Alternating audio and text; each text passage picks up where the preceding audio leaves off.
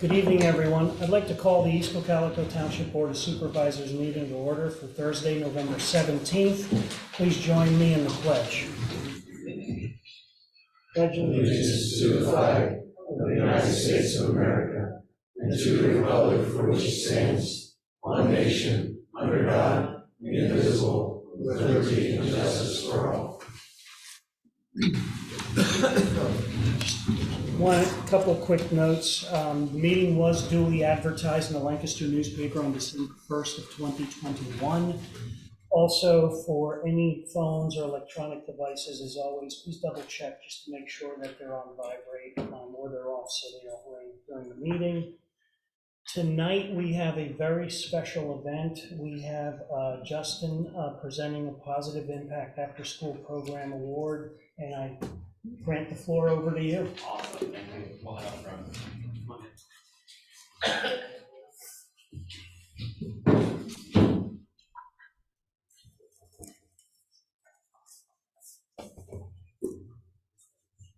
So my name is Justin Schover. I'm a sport teacher at Denver Elementary. I also run an after-school program for boys through the elementary school called Positive Impact. Actually started a similar program, or worked with a similar program for the last few years. COVID kind of shut that program down, so working with the other adults that are here, we have now created just our own program that we're running, hopefully hoping to spread that word and get some other things out as we move forward. So the boys are here tonight to share a little bit about the program and about a project that we completed in the spring for the township. In Positive Impact, boys play different sports and participate in other activities after school for about an hour and a half. They improve on their skills in sports, but also learn life lessons along the way. Positive Impact focuses on 6 main principles: integrity, motivation, passion, academics, community, and tolerance. We spend time learning and discussing each of these principles. We talk about how they look in practice at school and in home. While we spend a lot of time playing sports and being active, the coaches also taught us about this building project. In the spring and last season, we learned about planning out a project, measuring, marking, and sending the project. I personally think it is a time to build relationships with other people. Tonight we have with us 7 bathhouses that we built in the spring to be donated to East Cocalico Township for them to use around the community. The boys in Positive Impact did all of the work except for the cutting the boards to the correct size. It's our hope to continue to partner with the township and other local communities and municipalities to kind of do more projects like these, to be able to get tools and other things in these boys' hands and help them to do some of these projects and build some of that stuff. So we look forward to working with the township and continuing to work with the other communities to kind of keep doing that as we go forward there. So thank you for having us tonight and letting us do this for you guys, so we appreciate it. Thank you for everything. Congratulations.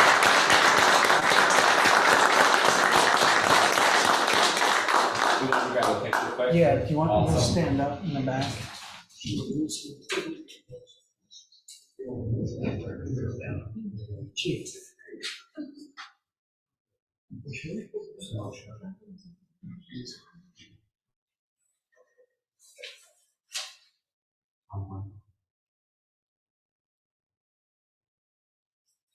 Cheese. Thank you. Thank you so much.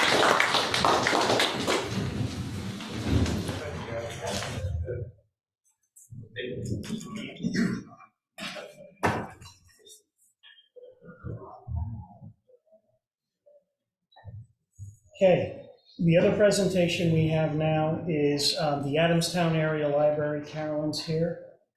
Just give me 1 second, I gotta hand this one over to here's your presentation.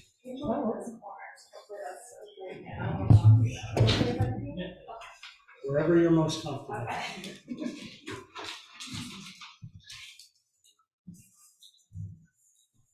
So we're going to start up. I just want to say thank you for allowing me to come and share a little bit about the library today. For everyone who doesn't know, I'm Carolyn Rice. I'm the director of YES. It's 2022 municipal East is what it's called. Not that one. That's mine. So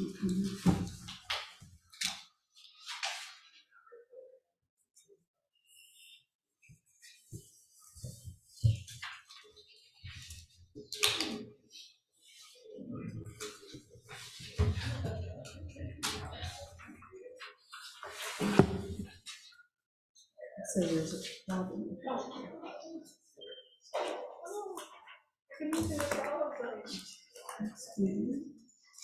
Oh, yeah, yeah, 2022 municipal east. It's very full, so that may be why.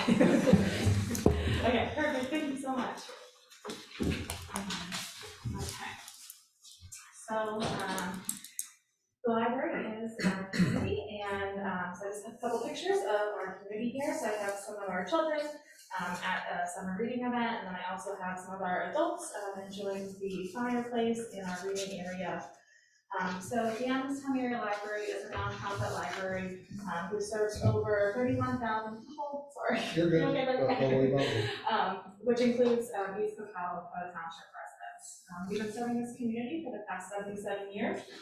Ever since the Friends were loaning books out of a little chicken coop, so with our new library built in 2020, we've come quite a long way from that.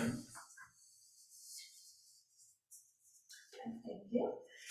So the mission of the library is to serve as a vibrant community hub, utilizing resources to provide innovative programs and services that engage and educate residents of all ages and cultures. So essentially what that means is that we want to engage and enrich the lives of all of our community members. Thank you.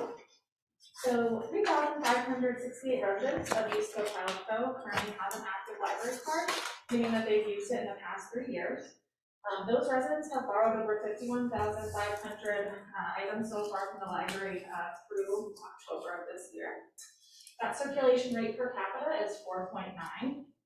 Checking out those library materials rather than purchasing them has saved East Cocalico residents $931,315. So this is valuable, of course, for adult readers such as myself, but it's also incredibly important for parents and caregivers. The library has a program called 1,000 Books Before Kindergarten. It's an early literacy program that encourages children to prepare for formal schooling. So if you assume that a parent reads a new book to their child every single day, by the time they reach kindergarten, that parent could have spent almost $33,000. So that's what the library is here for. Please come use the library. Next, thank you. So we currently have over 36,000 items in our collection right now, which is about 4,000 more than we did at the time of my presentation last year. We also continue to see a skyrocketing demand for ebooks and e-audiobooks. The pricing model for those is a little bit different, whereas with a physical book, you can pretty much circulate that again and again until it basically falls apart. With digital materials, you only have the license for 1 year. So it is a little bit trickier, but we are trying to continually reach that demand in our community. We also are still the only library in the county who has a dedicated Christian/homeschool section for children.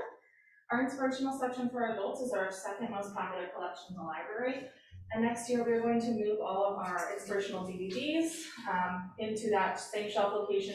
So for our families who are looking for that specific genre of materials, we don't have to browse through our whole collection. Everything will be right there for them together.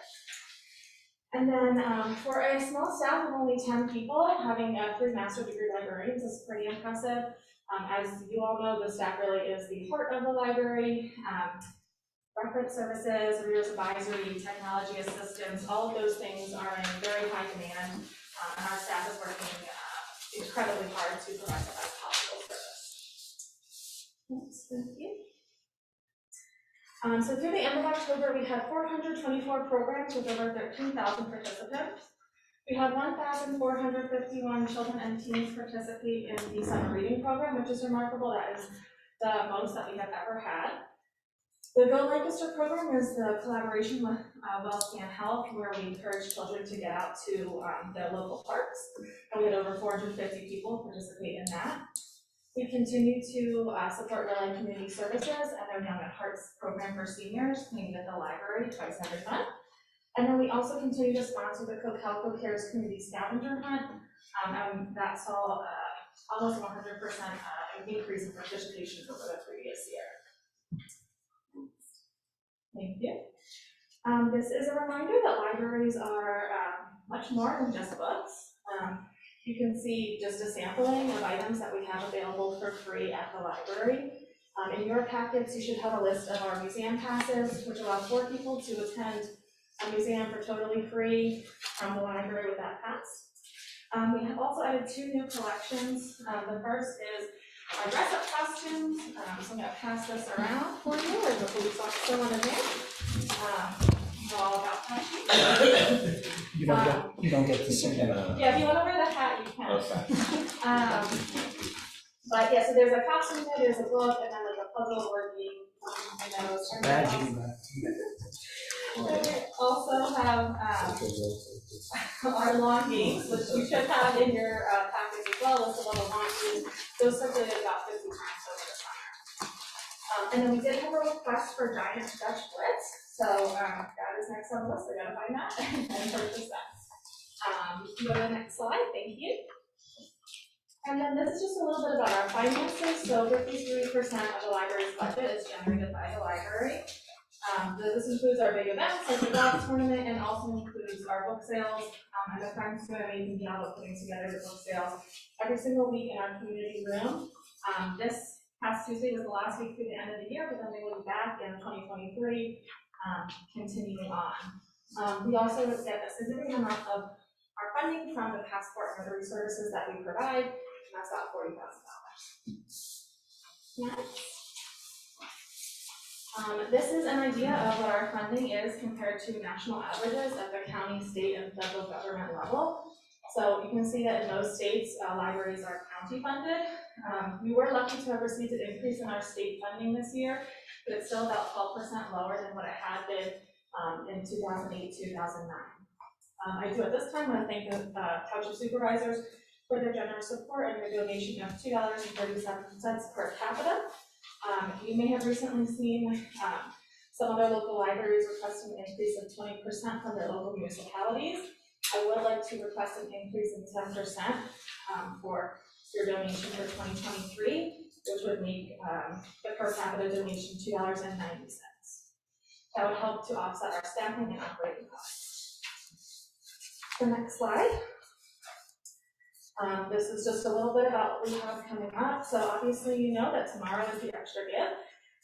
So we will have live music, we will have games, we will have giveaways, free food, obviously. So I'd like to invite all the supervisors and everyone in this room today to attend our open house from 4 to 6 tomorrow for the extra gift.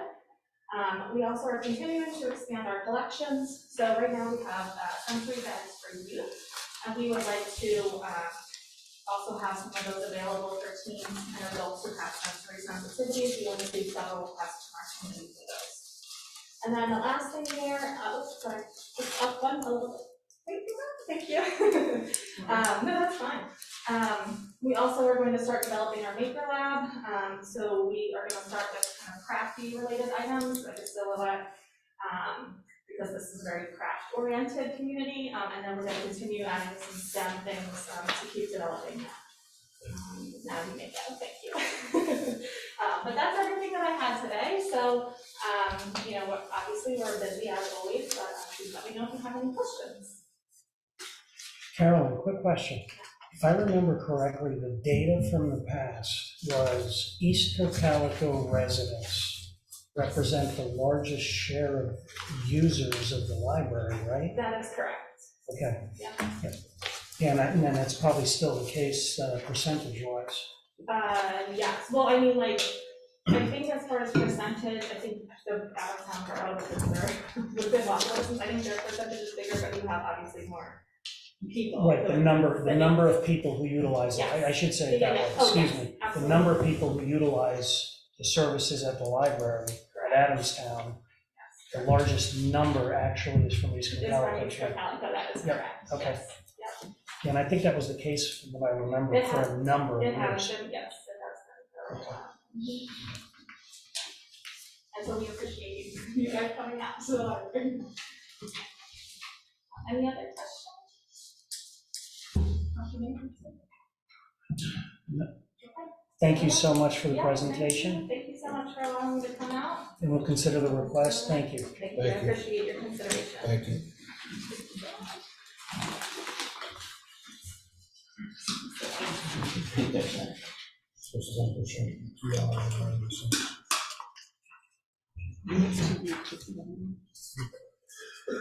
Okay, so at this point in the meeting, I will be turning the meeting over to our solicitor for a hearing to consider the adoption of ordinance 2022-04.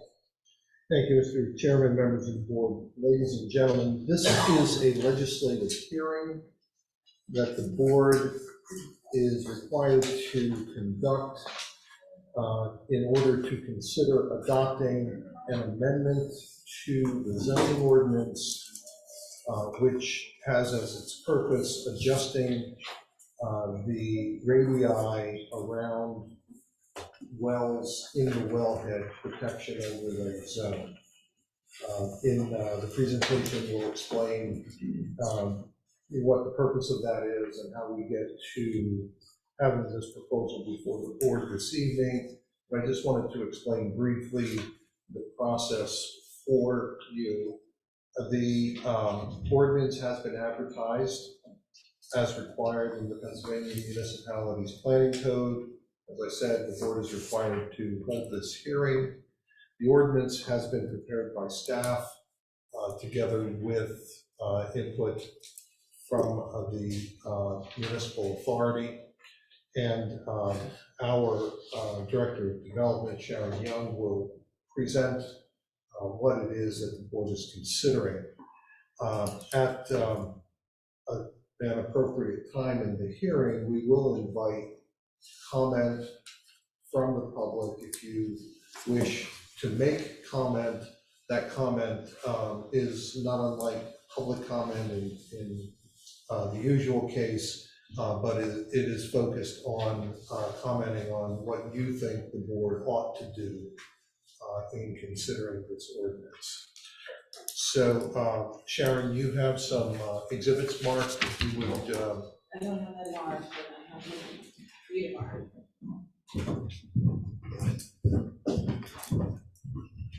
This is Call that exhibit 1. And then I'll have you identify that after we like it. okay. This is a copy of the public notice that we sent to the newspaper. We're going to call that exhibit 2.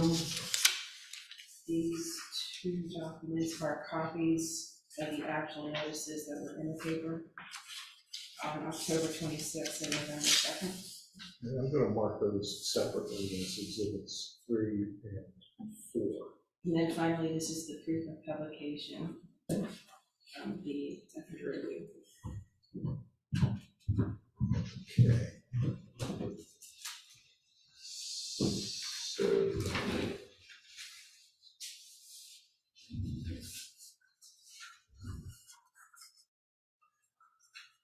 when you're ready. Okay. In 2003, when the current zoning ordinance was written, the ordinance for the first time included wellhead protection zones. I think probably at the request of the municipal authority.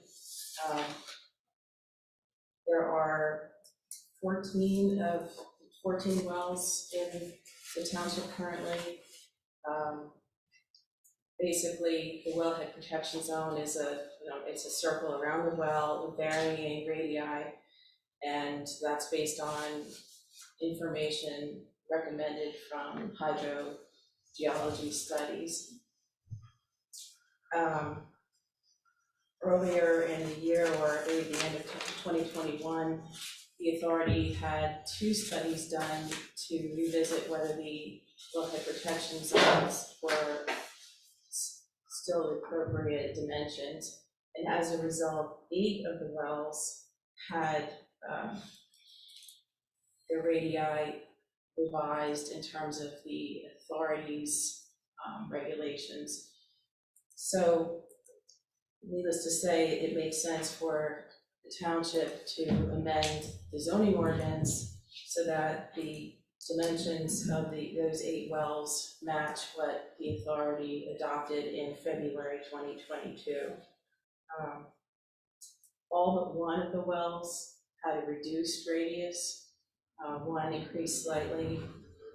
That was the one that's over by Wabash Landing. There's actually, I guess, is that a pump station there? The one that's surrounded by Wabash Landing. Water treatment plant, thank you. That one increased slightly. All the rest of them were reduced. Some fairly significantly. So based on the recommendation of the authority, we're recommending that the township approve this amendment. Sharon, this is an overlay zone, correct? It's titled as an overlay zone, yes. So which means that it applies everywhere in the township, in every zoning district, wherever there is a well to be protected. Right, and the township, the zoning map actually does identify their green circles. It's probably hard to see from the audience, but the wells are actually identified on the zoning map. And because it's a zoning ordinance, it has the effect of regulating what can and cannot be done within the applicable radius of a well. That's right. Members of the board, do you have any questions for Sharon? Shall we invite public comment? Is there anybody here, member of the public, that wishes to comment on this pending ordinance? Seeing none, members of the board, the matter is before you for consideration of action. All of the formalities of the municipality's planning code have been observed.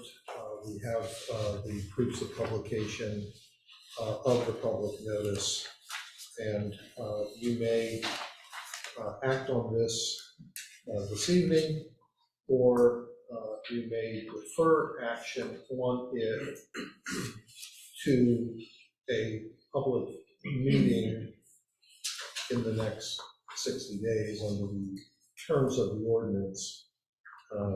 There's no impediment to you acting this evening if you wish. Well, we have no questions, and it seems we might as well make a motion tonight to go ahead and get this moving forward.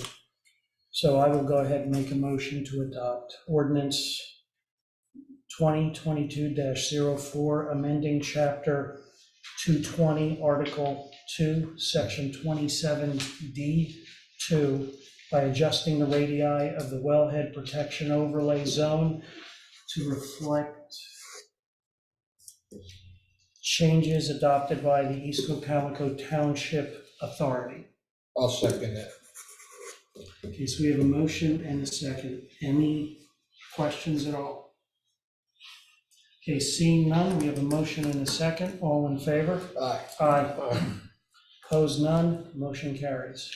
Very good. Members of the board, we have an ordinance for you to sign, but we can take care of that outside of the meeting as an administrative act, and these can be given to Lisa as part of the record of this meeting.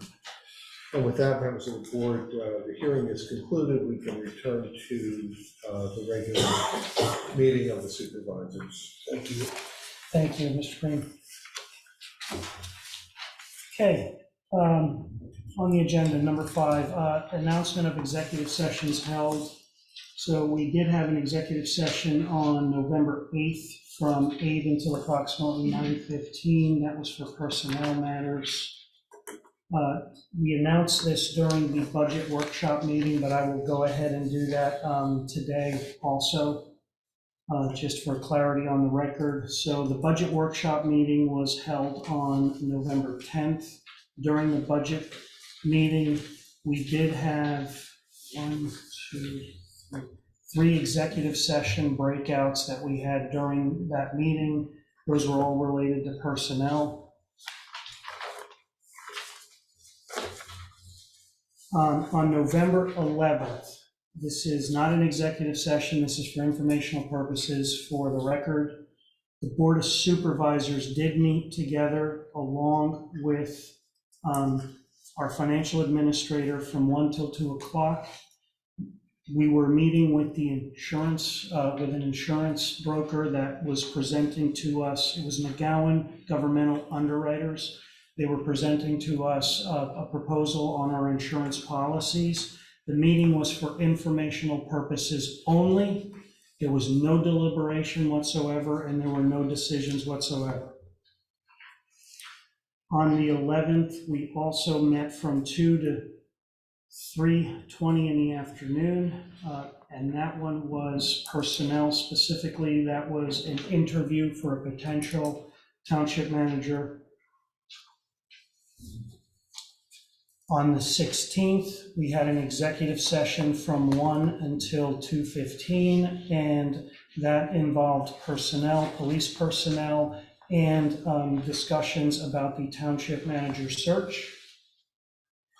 And earlier this evening on 11/16, we did have a second interview with a township manager candidate from 4:30 until about 5:45. RC, you said earlier this evening and then you said the 16th. So I'm 17th. 17th, excuse me, earlier this evening, the 17th. My apologies. Thank you for catching that. Okay. Okay, past meeting minutes for approval. We have the November 3rd meeting minutes. Any questions, changes there? I have nothing. Okay, we have a motion? I'll make a motion to approve Thursday, November 3rd, 2022 Board of Supervisor meeting minutes. And I will second that. We have a motion and a second. Any questions on that? Seeing none, we have a motion and a second. All in favor? Aye. Aye. Aye. Opposed, none. Motion carries. Okay. Then we have the Monday Board of Supervisor workshop meeting minutes from November 7th, and that was all related to the budget. I'll make a motion to approve the Monday, November 7th, 2022 Board of Supervisor workshop meeting minutes. I'll second that. Okay, we have a motion and we have a second. Do we have any questions? Seeing none, we have a motion and a second. All in favor? Aye. Aye. Opposed, none. Motion carries. And then finally, we have the Thursday, November 10 Board of Supervisor workshop meeting minutes, again related to budget. I'll make the motion to approve Thursday, November 10th, 2022 Board of Supervisor workshop meeting minutes. And I will second that. Any comments or questions on that one? Okay, seeing none, we have a motion and we have a second. All in favor? Aye. Aye. Aye. Opposed, none, motion carries. Okay, action items, land planning and engineering, Wabash Landing Phase 3 final plan. Good evening. As indicated, the project we discussed is Wabash Landing Phase 3 final plan. As a little background, I'll provide a little background on the project. Also in attendance tonight is Josh Bolton from Pioneer Management. So, Phase 3 of Wabash is a continuation of the village overlay development of Wabash Landing. Phases 1 and 2 were approved. Phase 1 was essentially completed with the majority of the lots approved. Phase 2 is currently under construction. Phase 2 is the portion that included the PennDOT access onto Stevens Road. And out there currently, as I know, it's well underway as far as the roadway and infrastructure construction of Phase 2. As a result of successes with those phases, they had submitted their Phase 3 final plan. The updated version was provided to our office. I reviewed it and issued correspondence dated November 15th, 2022. The letter has limited items. The reason that is that the applicant has required through the other phases obtained the majority of their approvals, NPDES permit approvals, erosion and sedimentation control plan approval, their PennDOT access, sewage facilities planning. So at this point, they're working on cleaning up minor items related to phase 3. They are awaiting a follow-up response from the authority relative to some cleanups on the water and sewer aspects of phase 3 development. As far as the remaining items outlined in the letter, I did not intend to go over any of them in great detail unless there were specific questions. Typical items relate to establishing financial security, signing legal documents in terms of improvement guarantee agreements, signing a developer agreement, stormwater management easement agreement, and clarifying a few things relative to the homeowners association documents, etc. In addition to some minor items. So their attorney, Dwight Yoder, will be in contact with Matt if he has not already, as far as working through some of those details. But it's very similar to the process utilized in the prior phases, and in fact, very limited changes to those aspects. If you'd like, we can put the phase 3 portion on the screen if you have additional questions. Josh is present to answer any. As a general overview, of the 68 units in phase 3. The total development is 195 units, so this is the final 68 units. And as in the other phases of the village overlay, the unit types vary and intermix, dispersed within the phase. This one would have 18 single families, and 7 of those would have conversion apartments utilized with the garage, 22 semi-detached single families, and 14 attached single family units. So, Josh, I don't know if you had anything else to highlight. Good evening, Josh Colby with Pioneer Management, here representing Sunview Partners, the developer of Wabash Landing. Unfortunately, Kevin Zimmerman is unavailable for tonight, so I've only got for questions, but this is the final phase, and after reading the township engineer's letter and what we expect to get from the authority engineer, we have no concerns with addressing the comments. Working with your solicitor, working with the township engineer to address the comments. We're hopeful tonight that we can get conditional final plan approval.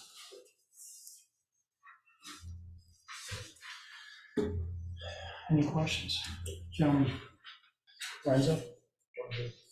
Any comments or questions from the public? Okay, so As indicated in the engineer's report, the motion would be to conditionally approve the final phase 3 subdivision plan for Wabash Landing conditioned upon the applicant's consultants addressing all outstanding items outlined in the Becker Engineering LLC review letter dated November 15, 2022, to the satisfaction of the township zoning officer, township solicitor, and township engineer. okay. So wish of the board on that? I'll make that motion. I'll second it. Okay, we have a motion and a second, and again, any questions? We have a motion and a second. All in favor? Aye. Aye. Aye. Opposed, none. Motion carries. Thank you for your time. Thank you. Thank you. Okay, next item. Black Horse, it's listed as Black Horse Warehouse, Wright Partners. More recently, the plan and the project has referenced Pure Cycle.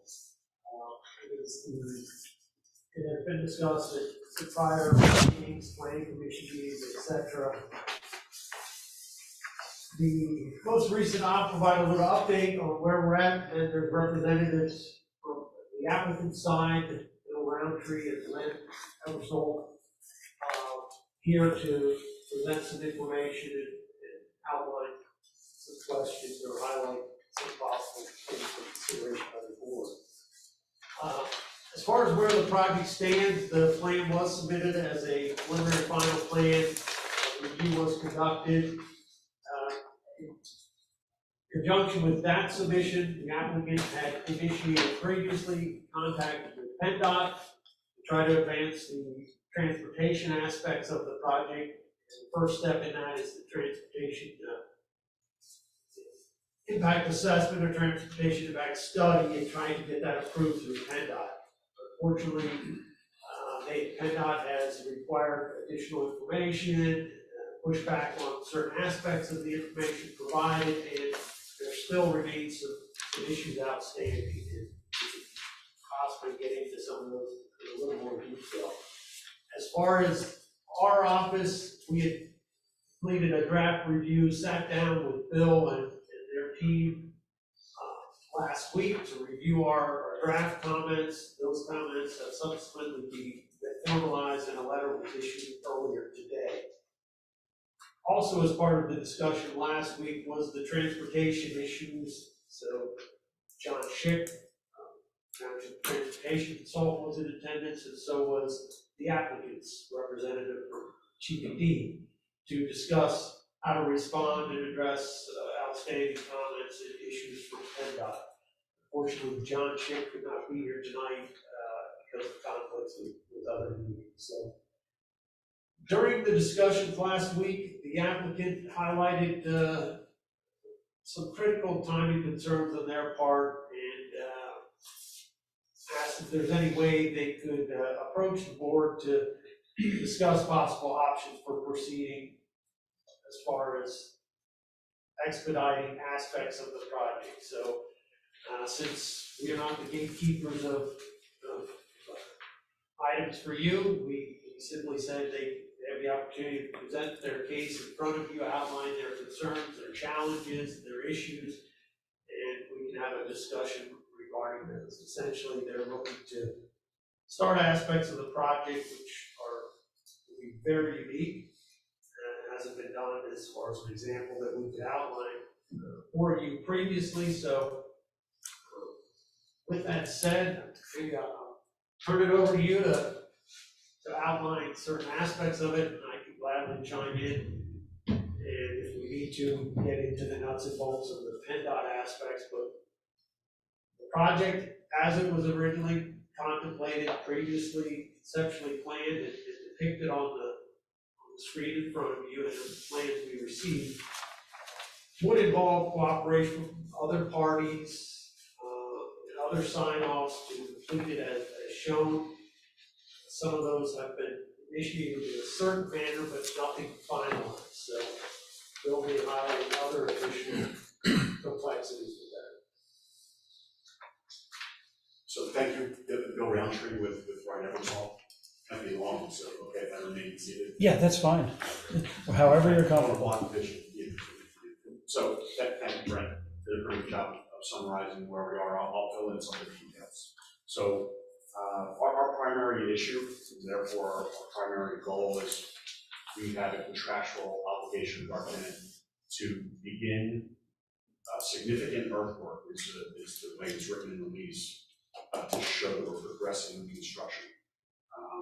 When I presented it to the township and Brent, it was January 4th. Late this afternoon, we had conversations with our tenant, and because of their schedule, getting some equipment over from Europe for this facility, they agreed to modify that date to February 1st, which is only a month, but it's a month.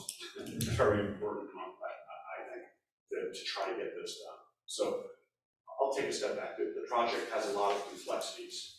It's a big project. PennDOT, we've been through around 6 rounds or 5 of traffic impact study review, which I've done various size projects throughout the state in just about every district on the eastern side of the state. Never had that many review rounds with traffic impact study. Their biggest concern, and part of the reason we're here tonight, is PennDOT will not approve a new signal at 272 and our proposed road, the new road as shown in this plan, unless Hill Road is totally closed at Route 272. We think there is a way forward with that. We have to negotiate with various property owners, work with the township, work again with PennDOT to try to get that done, to construct this plan. Problem is, it just keeps going and going, and we see no alternative than to separate this project into two phases. Now, our tenant, Pure Cycle, does not require a signal at our intersection. If this was a standalone project and the township didn't have issues with Hill Road, we would simply be proposing an unsignalized driveway access to 272 across from Pepperidge Drive. However, we've made commitments for the past year and a half, 2 years with the township to be part of the solution for Hill Road. So we still want to be part of that solution. What we're proposing is that we scale back this initial plan to include an unsignalized access to Route 272, but then this project be followed up by a phase 2 project that we would be responsible for the design, permitting, and a significant part of the construction costs, as previously discussed with the township. Keep those commitments on the table. So then I take a step back and I say, well, if I'm the township, how do we do that? And how do we know developers not to come in and do their job and say, well, we tried. So we have some work ahead of us. Our attorney will be coordinating with your solicitor to try to come up with what will likely be a developer agreement that will include posting of surety. It'll include a project schedule for this phase 2 work, a complete scoping of this phase 2 work, which that's the easiest part because we've already designed it. And whatever else we need to do to commit ourselves and get the township a comfort level that we're fully committed to pursuing that phase 2 portion of the project. After we get our access and after we get the project moving, because we have to get out of the ground to keep our tenant. What's happening right now with the economy and the market, and in particular the warehouse market, we have to hold on to this tenant tightly. We can't let them go. So there's real need there. I usually don't like to talk about me, but we're in dire straits here with this tenant. So simply scale back the project, eliminate the new road construction for our land development project, but then have a phase 2 project that we're committed to taking through approvals and constructing once it's approved. With all that said and done, the main goal is to get us to a point where we can get in the ground February 1st. I don't think it's realistic, and I'm sure Brent will agree, to expect we'll be in a position to have final unconditional approval in February with the traditional land development and get started. So we're trying to come up with an option that will allow us to begin earthwork, whether that's a conditional preliminary approval in I guess it would have to be your second meeting in January, so we can start February 1st, or some other type of approval that Brent alluded to you've never done before. A lot of townships have a standalone grading permit that you can prepare just a grading plan, but I don't think we have that option here. But something along those lines to simply allow earthwork and a minimal amount of hard construction only as required to do the earthwork. So maybe a small section of retaining wall, maybe some storm inlets that would have to be put in right away, but wouldn't connect to anything. And we have some work ahead of us to be clear what that is, put that on paper, get it to your engineer for full review and back and forth. If there's any good news, is we have a little bit more time than we thought when we met last week, but still tight. So the reason I'm here tonight is to present this information to the board. I'm not looking, obviously, for any formal action of any sort. There's no request like that on the table, but see if you had ideas, see if you support the strategy that I'm outlining here, and then figure out, as a team, how to make it work. And just a comment or two, and I appreciate the review, the engineer review letter. When we talk about the new road, if the new road were eliminated in the initial process, we have a phase 2, 44 of the comments and most of the complexity would go away. Hopefully allowing this to kind of move forward for us, to move forward. And also noted that PennDOT, the traffic volumes, we agreed to put in a red light, and as Bill said, we're traffic signal. We're happy to do that, but we can't change PennDOT's rules. And if we don't have the traffic volume from PennDOT, we can't put in a signal. So we just simply need an ingress and an egress there. But as Bill said, if we need to put money in escrow, then you can see that there's this product when it's needed and as agreed upon, we're willing to do that. I would highlight during last week's meeting, when this was initially raised, John and I were to respond with concerns, difficult comments and concerns and critiques of how this could play out. And there are a lot of unknown answers, unknown, in some cases, questions, uncertainties, different paths and avenues this could take depending on responses from PennDOT, reactions from other property owners that would be involved. So our concerns immediately were that once somebody gets started, it doesn't do them good to start if they can't continue to get to some endpoint that satisfies them. And meanwhile, there's uncertainties with respect to certain permits, the ability to complete the remaining portion of the road, and some of those risks are greater than others. But until you know or investigate them in further detail and have some type of permitting responses, you really at an unfortunate, very premature point. And the concern with even PennDOT is some of the issues being discussed at this point relate to their trip generation information, which is vital to then determine impacts to adjacent intersections and other areas within the study. There's a strategy they've developed a strategy to respond to that. The issue was the initial trip generation information was based on warehouse. Now that they have a tenant they're aggressively trying to accommodate, they have to shift gears a little bit and determine how that defined tenant, their use, impacts the trips generated to evaluate impacts on the intersection. And if I may, I have a brief update on that. Our traffic consultant, along with John and maybe you, Brent, did say, hey, let's see if PennDOT would accept this strategy that we're pursuing for the trip generation assumption. And the good news is, as of yesterday afternoon, they're receptive. Now, that doesn't mean they approved it, but they said it sounded like a sound strategy. So we're currently updating our TIS to reflect that. Yeah. So that's good news, but until it's in writing, it's just that. And this is how this is evolving. So I'm also glad that the drop dead date for this issue has moved back a month, because I think a lot more information will be available. But still, there are scenarios that could play out as far as how they construct the road as an access, as they've alluded to, and then convert it to a local road that's going to be signalized. There's some complexities with that. So there's certain movements it's that. probably good if I just hit this as you say it. Okay. If that's okay. And nothing argumentative, just No, I think new information.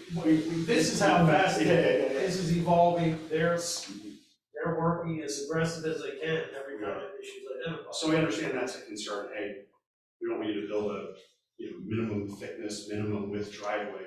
How do you improve that to township standards? When this becomes a road, how do you keep your operations moving? We heard that loud and clear. So we decided as a team that this will be submitted to PennDOT now as a low volume driveway, unsignalized. However, we're going to build the entire portion on our site that we're constructing to the cartway width that we agreed to for the new road. and the pavement section that we're almost there, not quite determined, but that we agreed to for that new road. So it'll be a driveway, but constructed to full township public road standards in dimension and construction materials. There was concerns also with that, if it were to continue, that you could be in a scenario where the signal is never, or is not authorized until further development, or somebody else isn't cooperative, so I don't know what their position is as of, what we say, February 1st, what you're thinking would be assured at that point, so full cooperation from all parties. As you indicated, Hill Road would have to be terminated to proceed for you to complete the second phase of your project.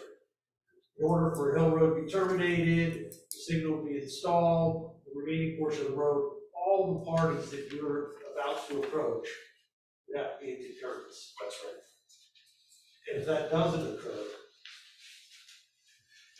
If that, because there's so much risk there and so much work to be done, that's why we're pulling it out as a separate project.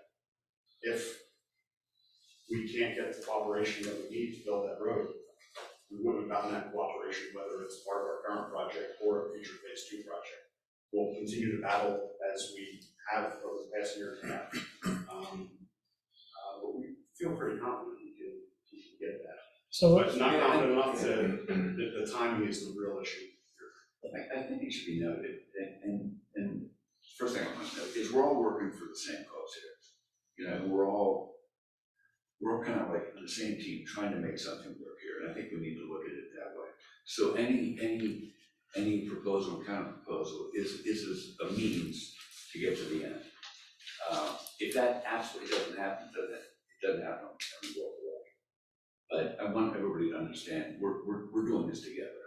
We truly are trying to do this together. It should be noted that PennDOT, we can't control PennDOT saying we don't have traffic volume for a red light. So the Hill Road stays the way it is, and the new road is not connected.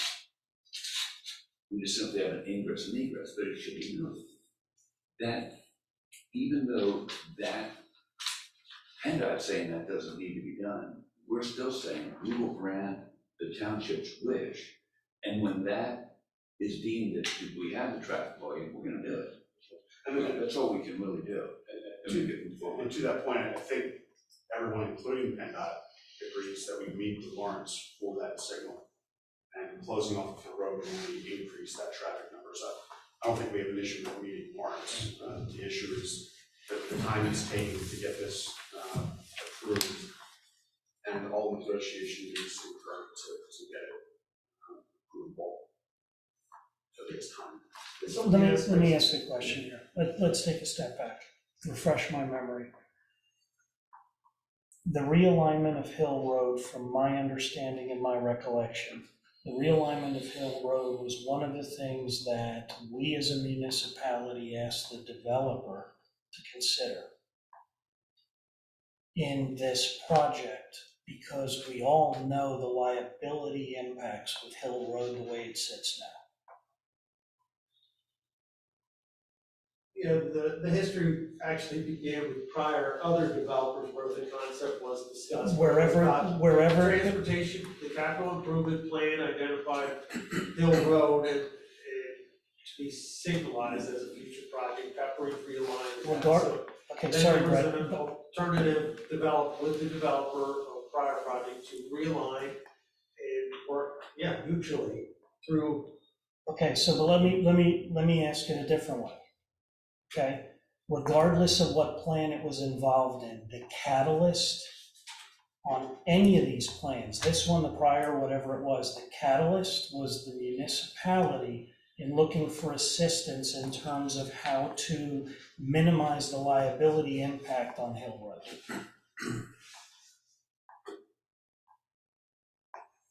I think the answer is yes, but originally what was occurring was with the prior concepts, the level of volumes that were generated by there, they required a signal. So we were in a scenario where we can't have two.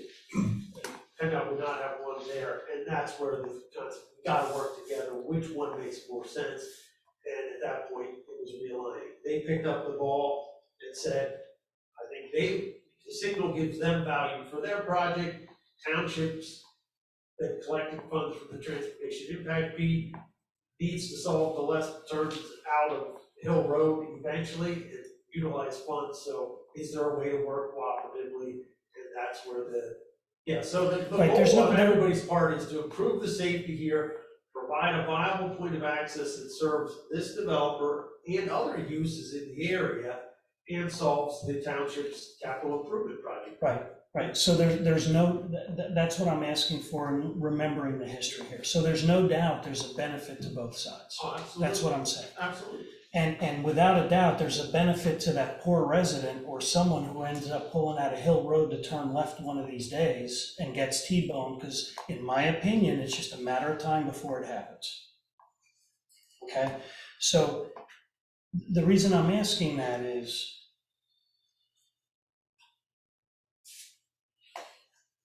why, clarification also. You indicated a February 1st date. So the February 1st date that you're indicating, help me understand, that is a date. So that is the That first, is, that is the first milestone in our lease with Pure Cycle, that if we don't hit by beginning major site work and earth moving, okay, they can walk so you lose your tenant. on.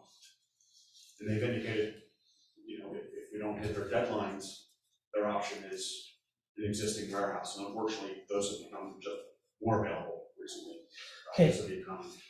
So let me ask this. So what I think I hear you saying, correct me if I'm wrong, what I think I hear you saying is there a potential here to break this into parallel projects via a phasing?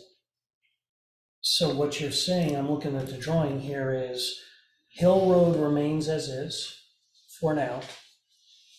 The realignment remains as is. The realignment is not there yet, it's only conceptual. But with a one drive going in and out of that property, it sounds like PennDOT is amenable to that, amenable to that, right? And it sounds like if they're amenable to that, that could get you what you need to not, pardon me for saying this, but let me say it this way, for you to not violate your contract with your potential tenant. Ultimately, yes, that's right. Okay. So what we're discussing here is a reversing, it's a reverse project plan based on the timelines. And that's all we're talking about. A little more than that. The separating of the full relocation and realignment of Hill Road into phase 2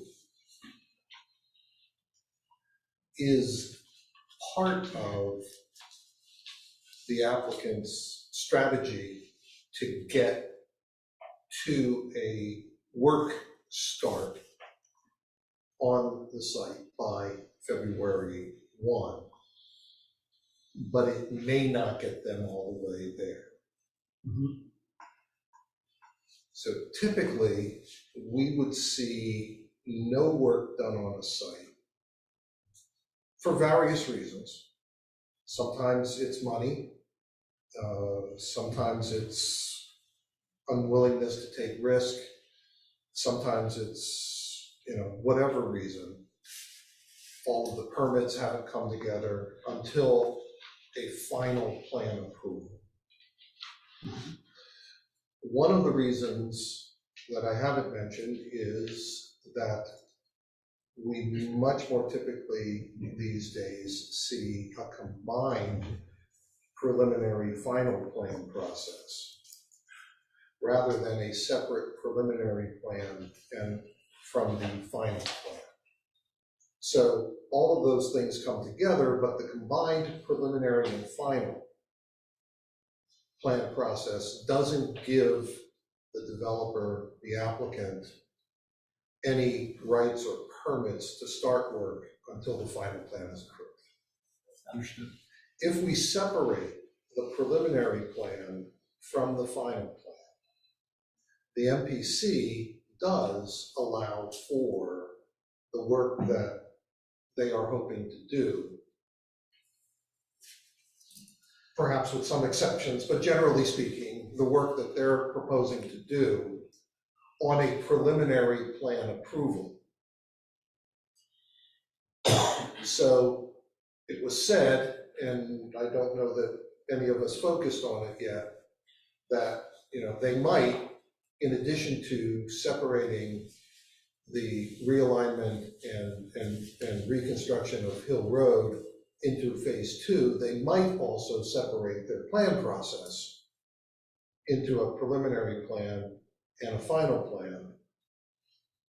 That is our plan. But if you don't get a preliminary plan approved, because there are a lot of variables in that too, and February 1 is coming up, do you have an additional ask? I don't know what that ask would be. The ask is, we need to move dirt. And some minor improvements to keep everything in place. Because they can't do it without a preliminary plan approval. Mhm. Now, implicit in the MPC allowing that is that if they do it on the preliminary plan approval, they're doing it at risk that they will never, ever get a final plan approval. And implicit in that is it's all their risk and we don't care. They bear the burden, Right. absolutely. But there are circumstances in which we do care, that there's a hole in the ground that hasn't gotten finished. So if that's going to happen, we would want, and they've suggested how we might do that, some commitments from them. Because, we always have to consider the worst. Up to and including the developer goes bankrupt and we can't find it. And we don't plan on any of that, but no developer. Of course. No developer that's gone bankrupt has planned for that. Yeah, So, exactly. we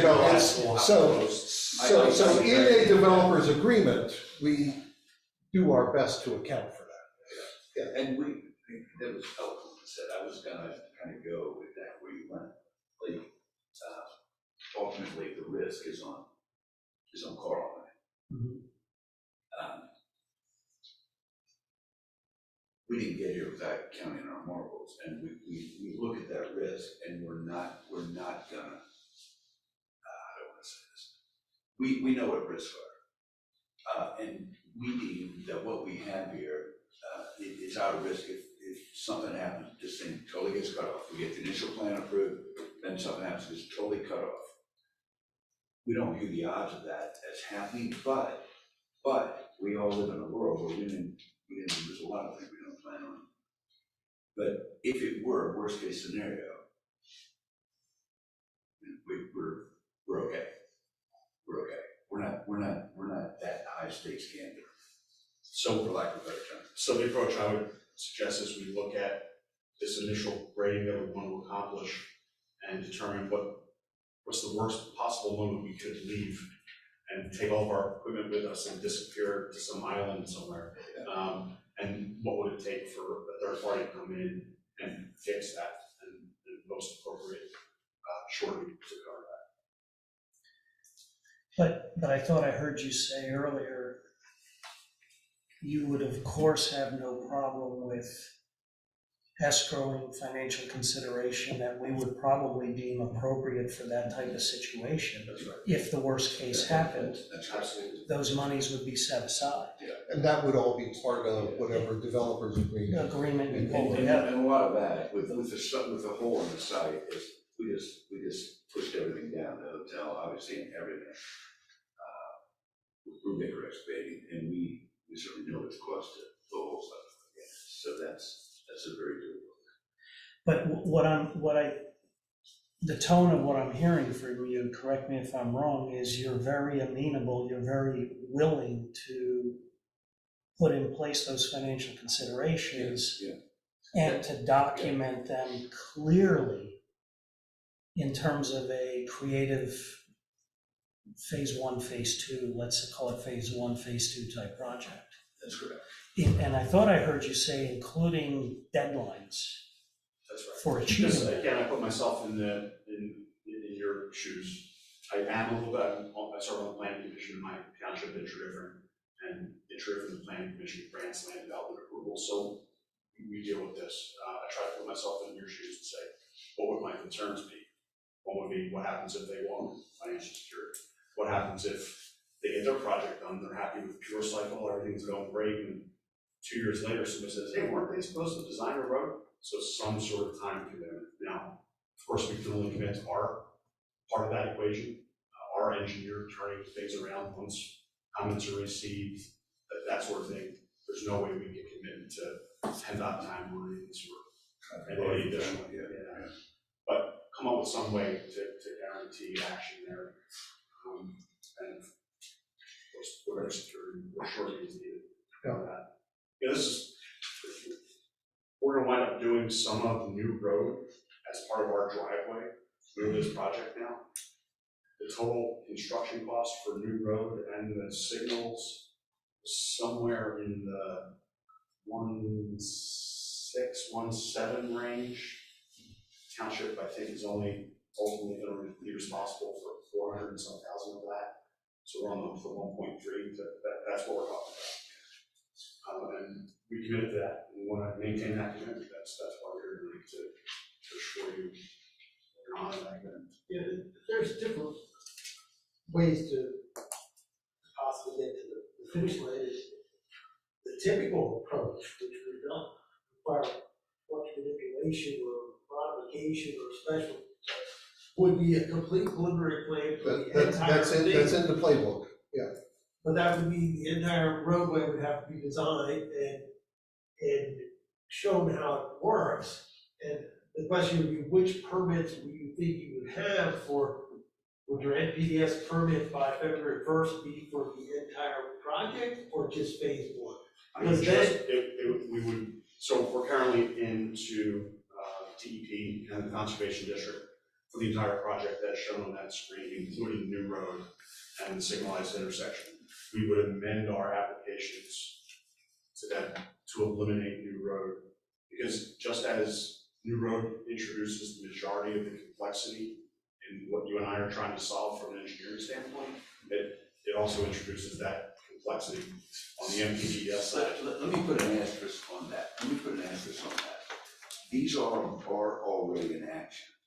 So I think it would be the township's desire that we have the permits planned for the entirety of it. Is that correct? Well, so the point that Brent just made is, and I hadn't thought about that, but typically the preliminary plan approval is for the full project, and then final can go in phases. So by phasing the road, without doing something more or different, I get it. you've got to do the whole preliminary plan, including the road. And that's And where we are part I saw challenges Yeah, on I their understand. part doing that, and then I think we'd be back to some special arrangement that's very unique, so. Yeah, I don't know that I'm kind of I think that NPDES, I just spoke to today, and then we do the county permit, I believe that's right. But those are moving along fairly well from what I've recently heard. I would say if they're moving and if we need to get here and they're already here. They're not giving you Let's just stay the with same quality of problems that PennDOT. Well, we're waiting for our first technical review letter, but we don't think so. Okay. We'll call them challenges. Yeah. But I think we're already up a pretty fair step of that ladder. Why don't we just stay with that? Well, because there's a little added complexity, as Brenda knows, and that is we discovered there's a small pocket of wetlands on the township property, right out here. Part of it remains unmowed, and the road goes right through it. So it added another permit for the new road that's going in the project. So yet another reason we needed to pull that out of this initial, let's get this thing out of the ground and then.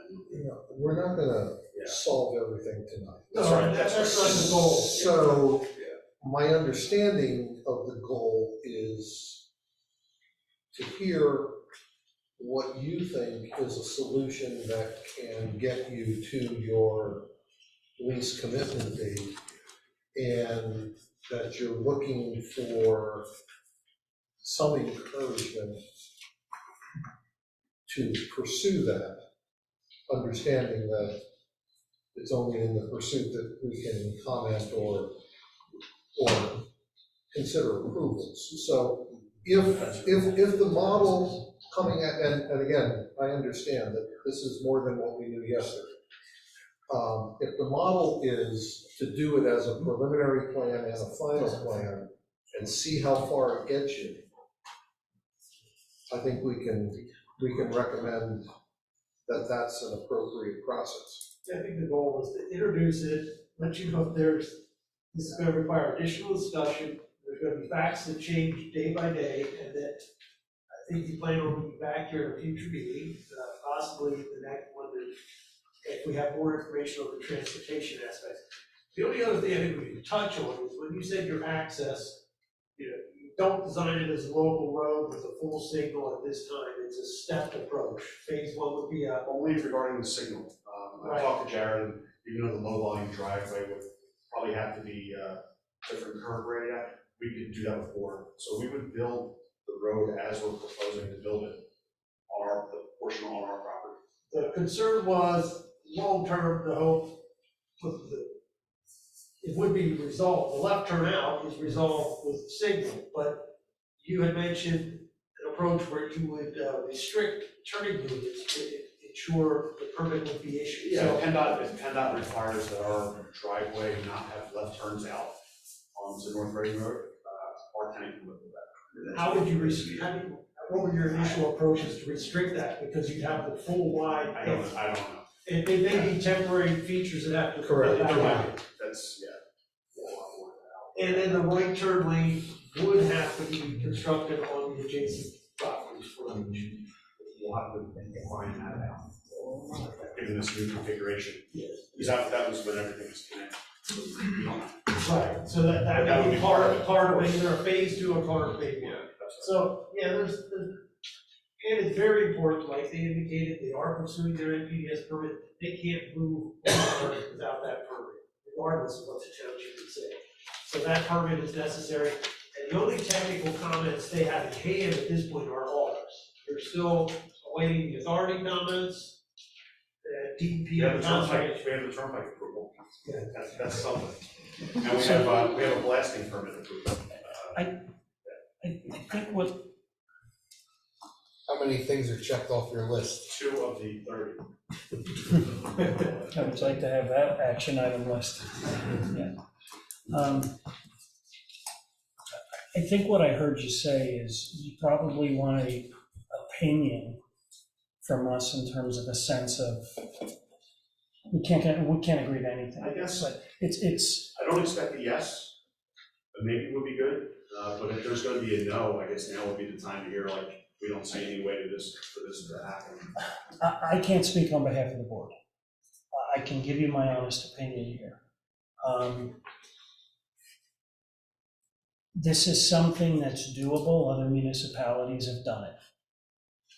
It's a little bit extra work. It's a unique arrangement.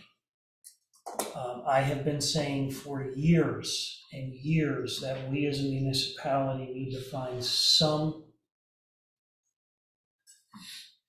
need to adjust our methodology in trying to work with our developers to help get projects facilitated and get them done on time. And that's how I personally feel about it, and I see a project like this, that if you're willing to set aside escrow, if everything's in writing, legally, contractually, with dates and commitments and everything, it's still a win-win for the municipality. Because to me, my biggest fear sitting here has always been, well, besides in some other areas in the township and intersections, I roll the dice every time I pull out of that intersection. And especially when we have some meetings here, you know, that hit traffic time to pull out of Hill Road and go left on 272. So anything that can help us improve that, facilitate that, conceptually, I don't have a problem with it. There's precedent to constructing new public roads in phases. Right, and it's been done. 30 years ago, I was involved in the first portion of Good Drive in East Hempfield Township, and it took 10 or 15 years to get it to connect from Columbia Avenue all the way to Harrisburg Pike, because the opportunities were not there. This is a smaller example of that. It could work. And I'd just like to say, we have been working aggressively, we've been very responsive in terms of identifying issues, identifying possible solutions, meeting informally, sharing markups, sharing all kinds of information to try to work together, or even respond to PennDOT's concerns. So, yeah, No, as no anybody, complaints. that's always the goal. The only question is, if, as you plan on phasing things, and we're not suggesting don't consider, we're just saying there are a certain amount of risks. The best scenario, we all know, the best scenario is we're all sitting here, sign plans, sign permits, everything good. Our risk level, just everybody's risk is extremely limited at that point. So anything other than that adds risk, and as long as people understand the risks, understand how to evaluate those, and then the agreements help to limit those more, then you have potential success. It will be interesting as you proceed with your contacts with other parties to accommodate improvements. That's a vital aspect. That's why we're trying to separate it. Yeah. That's part of it. But Because we without continue those- cooperation, you know, what you see can't be done. Thoughts? I guess for clarity purposes for the board and the public, the current Hill Road intersection there, what's the current thought process of how that would wind up looking if the new Hill Road and traffic light go in? The discussion, it has to be terminated completely. So then the discussion would be, what is the appropriate either turnaround scenario required there, whether it be some hammerhead arrangement, something to accommodate larger vehicles or delivery, anybody that gets up there, even plowing, whoever's responsible for getting turned around, getting back. Where that's swung, on whose property, how it's accommodated, is all something Bill's trying to, he's laid out different options. But Brent, that's based on PennDOT's pushback. Right. Let's take it to the original plan, was to have some limited movement Right. at that Hill Road intersection. And that is the only thing that has been discussed publicly to this point. This is our first opportunity to discuss publicly what PennDOT's saying. Right. And that saw that. Yeah. Just restricting us out. Right. Putting a pork chop island there, and they said, Right. you need to close it off totally on site. Yeah, their concern is how it relates to potential queues coming back there and what it results in could occur. So, Yeah, because it's in the preliminary drawing, it's right in, right out, Right. is what they have. right in, right out, left in was the original. Yeah, that's right. I think left out was the only restriction. Yeah. Right. But they're not even supposed to right in, right out, and that creates complexities for the adjacent property owners relative to accessing their properties the way the concept was developed. So by saying no, they tripled the complexity of getting this done, which is why we need to separate. Because originally that was the means of providing access to some of the existing properties there so that there wasn't. So that's where I was gonna go, sorry. So if they say no, Hill Road remains how it is, and you guys have just an access drive to 272. That's right. Because at the end of the day, if PennDOT's telling us no, you can't do right out, right in on Hill Road, the old Hill Road, those owners of the two properties do not have to give the do a property swap to do the new Hill Road. So if they're upset because the road's gonna get closed off there and they gotta come down here every time, we're still gonna be stuck with the road the way it is, and they get what they want, but we're not getting what we want. But I'm all for business, but we gotta really, but again, it's a risk. We're very far away from this. Correct. If we don't get what the township wants, the township can take what the township needs. So That ain't pretty. it isn't. It isn't. But the only immovable object here is PennDOT. We have to find a way to work together to get to the end goal. And I mean, I'm all for that. You guys heard one of my other board members too. There's just a lot of hurdles and limited time. And, saying, okay, I'll speak for myself, we'll take a risk. What if that February 1st date still isn't good? What is your risk? Well, the risk is development to go in and never gets finished. The way you guys mentioned about the economy, the way it is, people just walk, or just there's a hole out there. And I know it was jokingly, but you're going to move and go to an island. There's risk concern here for everyone, not just you guys. So our goal would be to come up with a strategy in the form of what our attorneys put their heads together and come up with that puts all the risk on our side of the ledger, whatever that looks like. When I was in law school, an old Jesuit described the risks as avoiding intestacy, insolvency, or embarrassment.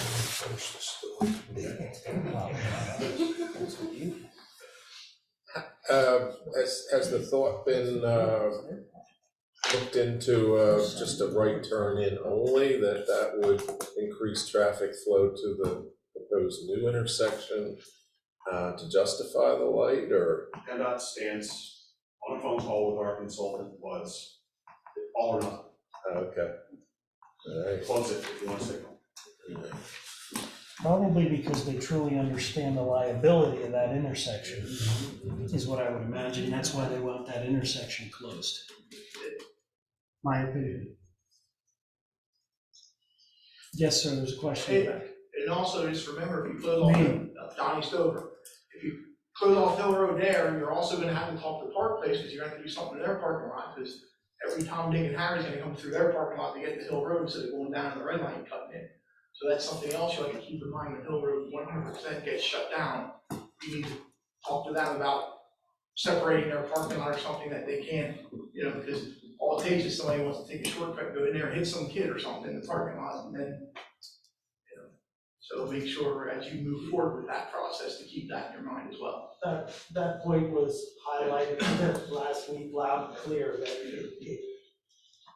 that opportunity has to be eliminated. Yeah. And as a result, that property owner was included in the list that Bill was pursuing contact with. So your point is valid, it was raised and identified to that, and we're not gonna get into all the complexities they could take in every different direction, but that's another indication, another party involved, further discussions, and I think some of these discussions have to advance, and we come back with a strategy to deal with them. And just to let you know, because we know what's ahead of us for this phase 2 Hill Road fix, we're not gonna stop. those discussions.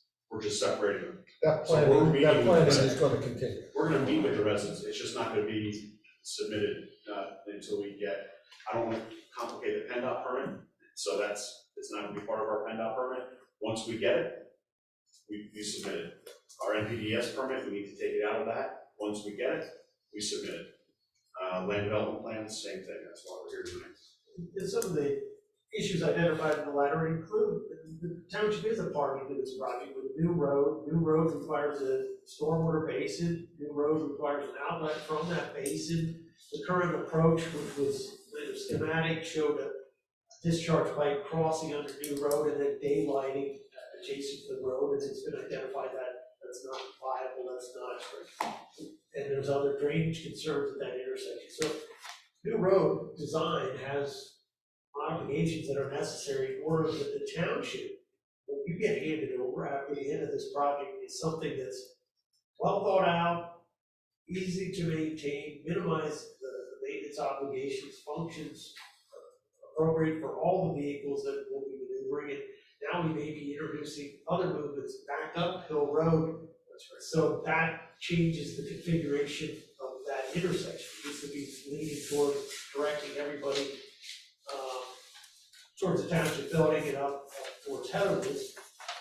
Now we can also accommodate larger vehicles, possibly go back up Hill Road to service properties up there. So I totally agree with Brent. It's more complex than we thought, and whenever we solve one problem, there's two more that we're potentially creating. So the Hill Road and New Road project warrants time to really make sure it's done right and not rush it through as part of our land development. Great, that's it. I think Brent said it better than I did. I should just let him give the presentation. So in the end, the township is handed something, so there'll be additional discussion with the board on the configuration of that road, what it looks like, where's their curve, where isn't there curve, where's the sidewalk? How's the drainage? Question back here. Yes, ma'am.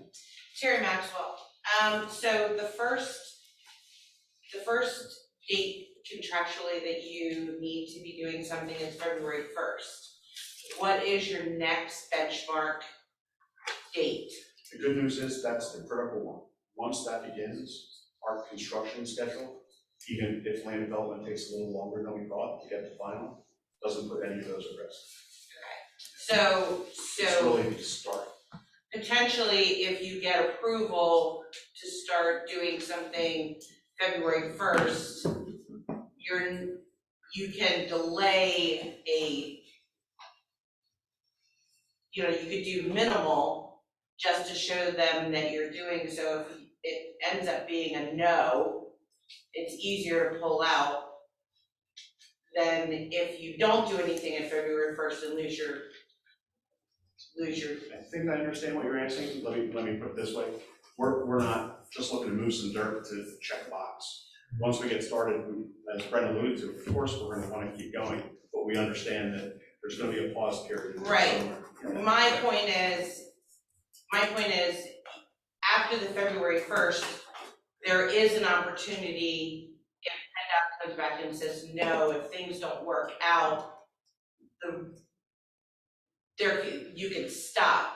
But if you don't get preliminary approval and be able to do something February 1st, you may be totally done. That's right. So, That's right. again, the risk is, Once we get started on February 1st, we feel we have very little risk in the remainder of the contract. And we're gonna continue to do things in good faith. Totally understand what you're saying. But also, I thought I heard you say, though, again, you would be willing to sign contract or sign agreements with the municipality that if the project was canceled, we would have escrowed funds, where we would use those funds so we wouldn't be out of pocket to put. right. And I'm saying that from a standpoint of, I think it would be a good idea to let them take that risk, to give them preliminary approval, because all the risk is theirs. Thank you. Question there, please. Question in the back. Yeah, Alan Maxwell, I'm Superintendent of Western Economic. Alan, go ahead. Good evening, gentlemen. Listening to all this discussion tonight and hearing the, for lack of a better word, banter back and forth over the points of different points of it. Preliminary, from what I can see and what I'm hearing, 75% of any approval, or the 75% of the reason behind all of this is at the benefit of the developer and the tenant. The township really only gets about a 25% benefit from all of this. If they don't get the road moved, if they don't get conditional approval, they lose everything, and we really don't lose a lot. But if they get all this, the moving Hill Road, changing the intersection is all mainly for the benefit of the tenant and the developer. The township gets very little benefit from that, in my opinion. And maybe I missed this at a prior meeting, but I was curious as to hear what the projections were for inbound and outbound trucks and inbound and outbound cars from the employees for this project. The previous project was involving Pepperidge Farms. They said they were closing their own warehouses and there would be no real impact in the amount of trucks in and out. This is a whole new business, bringing a whole new level of trucks in and out and employees in and out. What is the projections for the amount of traffic that's now going to be hitting the roads if this goes through? That's question number one. 25 tractor trailers a day over, divide that by, 24-hour period. And they're guessing right now about 40 employees, and that would be mainly day shift employees. Is this a 7-day-a-week operation? No, not initially, no. It's 5-day-a-week operation. You said not initially. Eventually, though, it will be 7 days a week. I think we're doing sorting 24/7, but not office staff, and logistics staff.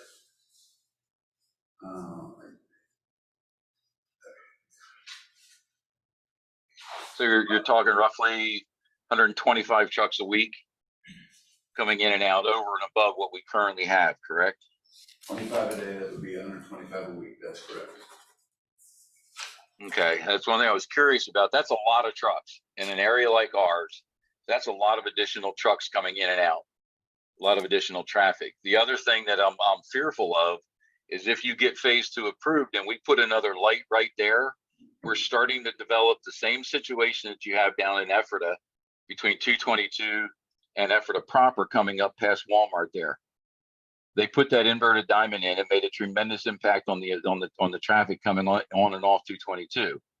Then they started developing the westbound portion of 322, and we have all those lights in there, and we have a whole new traffic backup situation. With this light being so close to Colonel Howard Boulevard, we're creating that same situation. And that's concerning to me for the residents of the township, for the benefit of a business coming in. And to me, I think we have to be very cautious and look at those risks as far as the benefit to the township to have that additional light and 125 more trucks a week coming in and out of our township.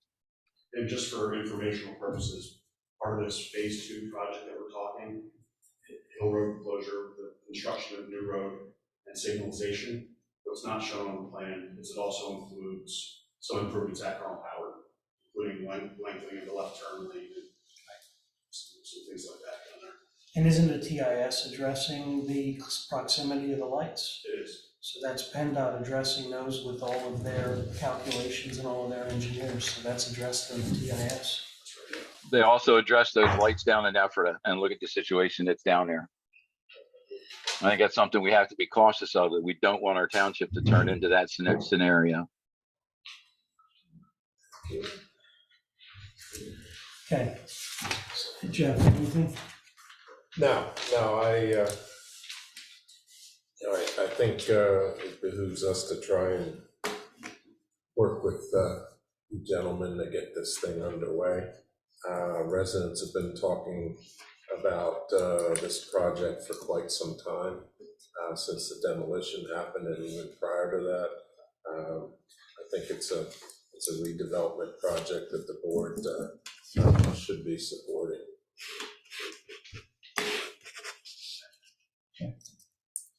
Thank you. So our goal is to, regardless of where we are, with Brent and others, come back for at least one of the December meetings, and then maybe both of the January meetings, you know, whatever you prefer, but certainly once in January, once in December, I think would make sense, if not more. Okay.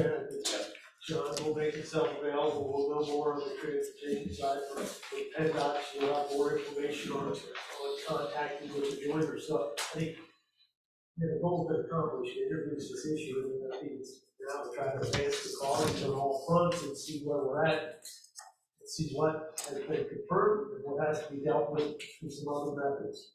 Either accepting risk or signing agreements. Let's try to work together. Of course, we appreciate it. Yeah, and we appreciate everybody's comments and your comment and calling comments and so we're working together. Thanks so much. Thank you. Thanks for putting this on the agenda. Thanks,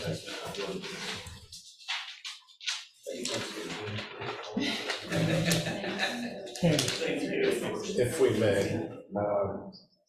Brent, I just wanted to bring up a resident during the recent budget meeting referenced Stony Point Park and a proposed plan agreement for different recreational facilities to be put in there. The comment was made that the township made an obligation to the residents there to put this park in place. And it's referenced with Becker Engineering in 2011 on the plan. Do you have any reference points to that there would have been a plan notation or something that the township was obligated to install playground facilities or anything else there? I think the basic background was the developer donated, contributed the land to satisfy their obligation relative to Park and Rec. There were some conceptual things sketched on the subdivision land development plan, or as part of that, just to see how could it be graded, how would it be graded just to even get things started, so there's a kind of a clean slate that would be usable and was functional. Reasonable land area, reasonable slopes to be utilized. That was the developer's obligation, satisfy their commitment for the number of dwellings they had. Subsequent to that, my recollection is that the township authorized either it was through the rec board or the board at the time to say, let's work with somebody to try to develop a master plan just to see what could be done and pursue funding and opportunities. And at that time, YSM, which is the plan you highlighted, their Park and Rec planner, that's their expertise, laid out certain things, and the township utilized them to try to pursue certain grants or opportunities, and things didn't work out. They weren't successful with the grant. So as far as formal commitments that the township made to everybody that this would happen, I don't think that's the case. I think there's concept plans, there's hopes, there's thoughts by the current board to at least see what we can do in terms of funding. But yeah, you can go back and look at the Park and Rec board meeting minutes from those times and the board meeting minutes to understand the discussions. But we gotta look at the final plans on this, because that references the master plan. Yeah, how it was presented, say by the developer building the development, how they utilized a concept plan and said, that to that be a certainty. We can't speak for what might have been marketed or said to people, but I'm not aware of the township making any formal commitment and saying, this is funded, this is happening, this will be there. Yeah, I heard different reference points over the years that I guess realtors or whomever was making comments that the township was going to be installing a full park, and when these master plans, get created, I guess the assumption is, well, everything's going to get put in at some point or the other, but these are only concepts as far as I'm aware of, and I think the township always has the ability to proceed with Sure. projects, redirect projects, and in fact, that one subsequently then was pursued by another design firm as a community build scenario as another option, and didn't pan out, so, yeah, there's different concepts, and I think the rec board also identified other smaller projects they were talking about, so. Yeah. I'm not aware of any formal commitment by the board to guarantee that a park is going to be completed consistent with that prior master yeah, well, that's what I was getting at, and I hope they provide a little bit of clarity there anyway. So thank you. Thank you. I see the CDBG project was on the agenda. I was not aware that was going to be on the agenda. Do you need me to say more about that? Possibly. Maybe, not necessarily. Okay, not necessarily. Ken will commit you to whatever.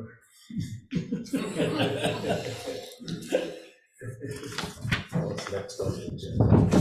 Okay, so CDBG, stormwater pipelining.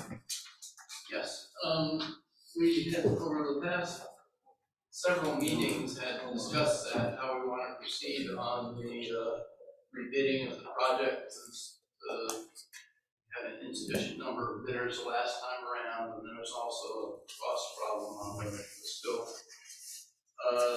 The question that remained unresolved on that, which is really what's holding us up from rebidding it, is there are two different lining processes.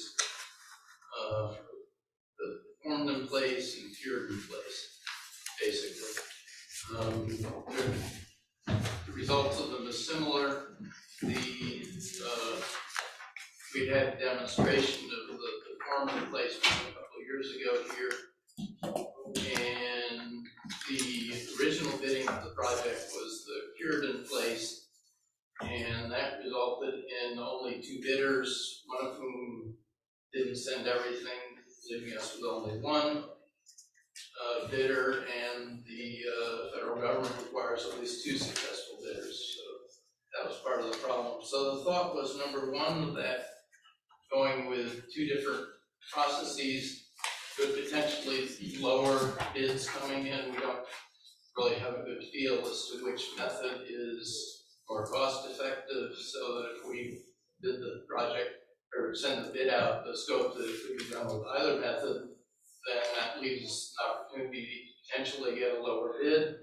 Plus, if there are contractors out there that use one method or the other, if we specify one, we're only limiting it to those who use that process, whereby if we put the bid package out for both of the methods, we potentially could have more bidders on the project, and that was the concept.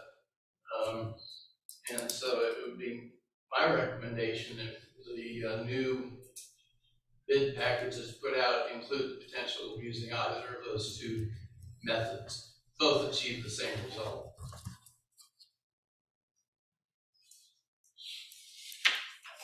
Okay, thoughts? Yeah, I guess my thoughts are similar to what we talked about previously. We had a demonstration on the pull-in-place pipe, and there's it was done over at the pool there in the park, in the parking lot. From what I saw, I was impressed how that system worked, the simplicity of it. From what I saw, it looks like that'll be there a lot of years, going through that process. So, I think we're, as Ken stated, we're working in the dark a little bit about the cost difference between each process. So I kind of like his recommendation about bidding it both ways, just to see see what comes back. I'm all right with that too. At the end of the day, I think they had said, you achieve the same goal, just in a different method. Correct. So, I guess just as a reference point, Casey, putting together a second bid package for a different method, how extensive does that get in the work that Becker does to put the package together? As far as the main plan shows which lines are to get replaced, so realistically that has very minimal effort. As far as the bid specifications, the bid documents, that will be going back and basically having a second additional set, changing language, adding details, and that's, I'm not sure to even give you a reference on the extent of that, but that's gonna have additional cost and effort on our part. But has the township gotten the time extension for the CDBG grant to date, or are we waiting for knowing how to proceed first? It has been requested. We have not had an answer yet. Now, whether they're waiting to find out what we do, I can contact them and update on that.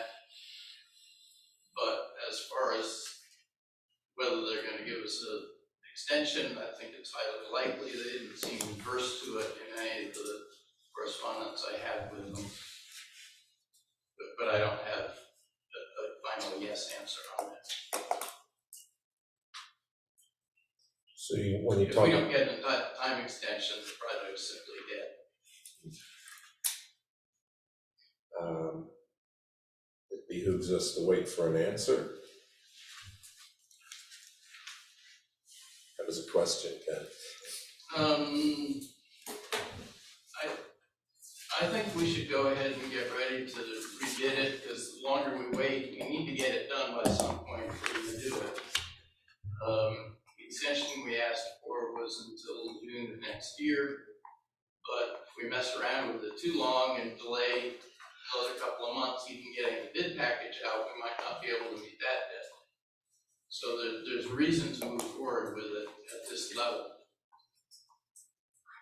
Are you, when you talk about extra time, are you talking about half a day or days or? No, that's one of the things too. So this is sat now for a little bit. So we need direction from the township on which direction to proceed. So obviously with respect to our other legal timelines, obligations with other township projects for the MPCDA, our own schedules with our other clients. So the sooner we get direction, the sooner we can get a finished product and turn this back around and get it out to bid again based on any input that we have. I think one of the largest things last time that kind of killed some of the cost was the schedule. And at least that was in the contractors that we have worked with prior on these pipeline projects that, quite honestly, we were expecting bids from. At least a couple of contractors we did not get bids from. And we had reached out to them kind of on the why, and to them it was time.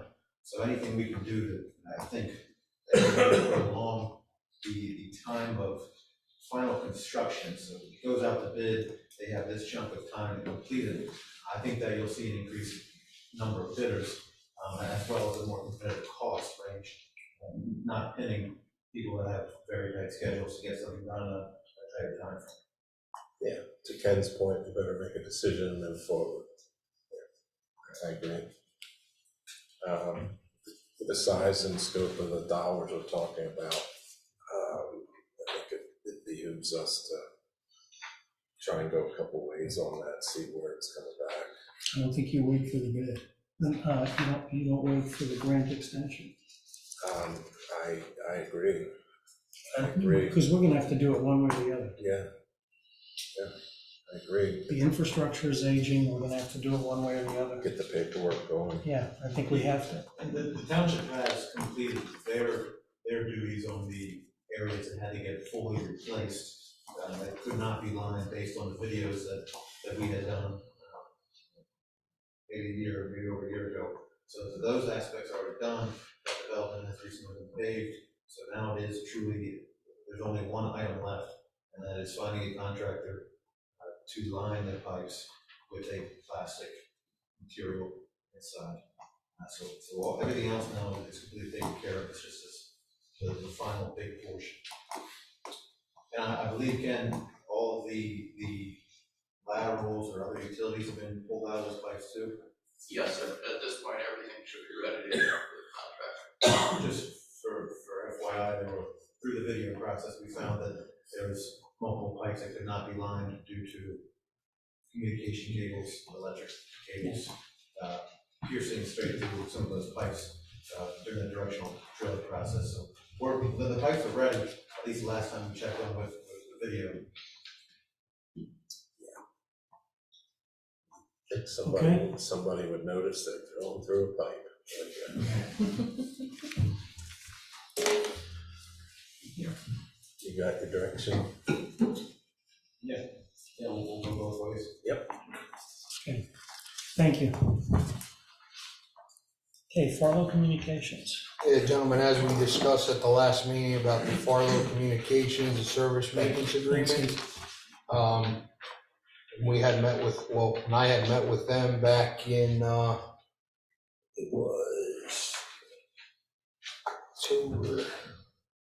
November 1st. Jared from Farlow had mentioned we need to replace 9 of the battery backups on our phones to be compliant with our service maintenance agreement. Those batteries would have a cost of $540 for all of them, and he's requesting to do that. And in the tonight's motion, there was the additional 20 hours for the additional getting rid of our T1 circuits and updating to the trunk lines, voice over IP. For the long run, it's going to end up saving the township money on our phone bill, a couple $100 a month, as he stated. So tonight, if you guys are okay, I'd like to make that motion to get that ahead, because I think it's about to expire at the end of this month. I'll make a motion to approve the updated Farlow Communication Service Maintenance Agreement, reflecting the 20 additional hours. I'd like to add to that the reason, and it would be to come up with a game plan to replace the current T1 circuit, an upgrade to the SIP lines, and to replace the 9 battery backups on the phones for $540. And I will second that. So we have a motion and a second. Any questions? Okay, seeing none, we have a motion and a second. All in favor? Aye. Aye. Aye. Those none, motion carries. Thank you. Thank you. Okay, township meeting calendar. Consideration to be sent to the newspaper, the printer, and add it to the website. So. Everything looked good to me there. The only thing that I had wrote down here, the pension meetings, we had discussed about with Univest about making them at 8 a.m. instead of 2 p.m. Was that something we had agreed upon, or we were going to discuss now, or I didn't know. We had agreed to that during the pension meeting, which was a public meeting. Correct. So that should be, that they were supposed, it was up to us to see if that fit our schedule. They were amenable to doing that. So do we advertise it as an 8 a.m. meeting? It should be. Yeah, it's a good catch. So, yeah, it would have to get changed in the calendar. So. Yeah, that's a good catch. We missed that one. So that's an 8 a.m. meeting. So what's your thought, Lorenzo, 8 or 9 or? They said they're available when we are available. Yeah, I remember that. Perhaps, maybe they should be 9. What do you think, Chief? Just everyone gets in? I would say either 8:30 or 9, probably easier, so everybody gets in at 8, settles in, and 30 would be fine too. Any comment, Judy? You're Definitely. involved 7 too. o'clock? You say 7 o'clock, no, I won't be here at 7. I'll make that motion with that change, or? Change to 8? 8:30. 8:30. 8:30. That makes sense. Or we can get the copy sometime. I'll make a motion to approve the 2023 Township Meeting Calendar, which reflects the change in the meeting start times for the Planning Commission, the Zoning Hearing Board and the Zoning Hearing Board to 7 p.m. and the uniform pension meetings to 8:30 a.m. and to send the newspaper to the printer. Committee Police Committee. committee meetings, yeah. Police pension committee meetings. And I will second that. Any questions? Seeing none, we have a motion, we have a second, all in favor? Aye. Aye. Aye. Opposed, none, motion carries. And the newsletter, I had got an email from Lisa today. She is requesting a photo of the 3 supervisors to put on the front, wishing everyone, no, I'm serious, happy holidays. She had an empty space on the front of the newsletter. Can we go sit on one of your tractors and take it? Right there. Yes, Right right there. So, there's that, and she is waiting to get, I don't know if she emailed you, Chief, about getting an updated picture of the police. Yep, and the Reevestown ambulance, because on that calendar, I've been here 18 years, I've never seen that ambulance in 18 years, so it's probably like a 40-year-old ambulance.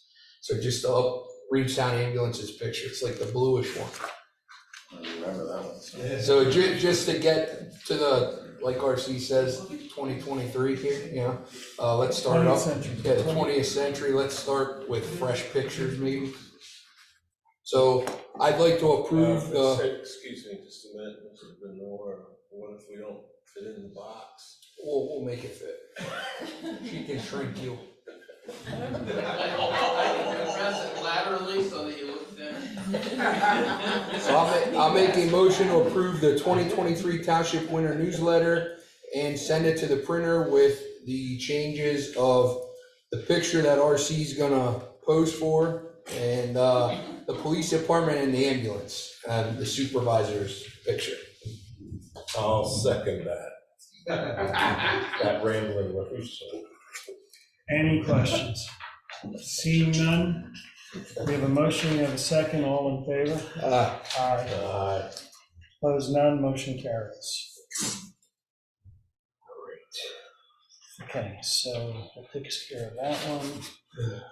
So, Volunteer Firemen Relief Association, the release of state aid. Judy, Yes. you have that update there? We have everything we need. I'm just looking for the approval to release the money to the fund. So we got confirmation, and those are all ready for the audit file. Yes. Perfect, okay. So I will make a motion to release the state aid to the Relief Association. I'll second that. So we have a motion, we have a second. Any questions on that one? Okay, motion and second, all in favor? Aye. Aye. Opposed, none, motion carries. Okay. Next item, alternate transportation engineer. All right.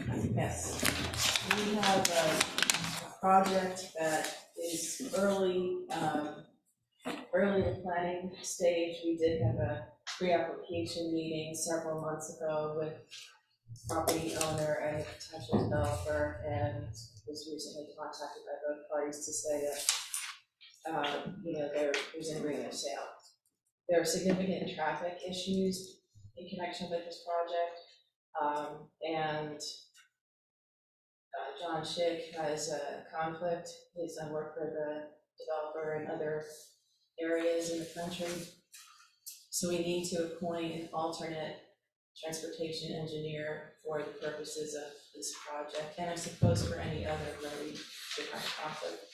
So it has turned out to be difficult to find an alternate who doesn't have a conflict with us because they're already representing, we either have worked with the developer or representing, developers in Denver Township. Matt did make a recommendation of a gentleman who, named Jim Demmerling, who is the City of Reading Transportation. He is, that's the one that comes to mind. He also does PennDOT reviews as a contracted engineer for PennDOT, and he has done some developer work in which I've been involved. So I did contact him. He's very enthusiastic about working with the township on the project. And he did send to me a letter of engagement with his rate, which is $140 an hour, through actually the end of 2023. So if the board is agreeable, we do have a motion on the agenda for you to approve his proposal and appoint him as the alternate transportation engineer. Okay. I'm glad you found somebody. Me too. I saw your emails First one going was back and awesome. forth, and I'm like, oh boy. Yeah, there's just not a ton of people, I think, that do that work, actually. Or to keep the process moving, I think what's in our best interest to approve it tonight. Okay, so you have a motion? I'll make a motion to appoint Jim Dimmerling of Dimmerling Consulting as the East Cocalico Township alternate transportation engineer, effective immediately. I'll second that. Okay, so we have a motion, and we have a second. Any questions?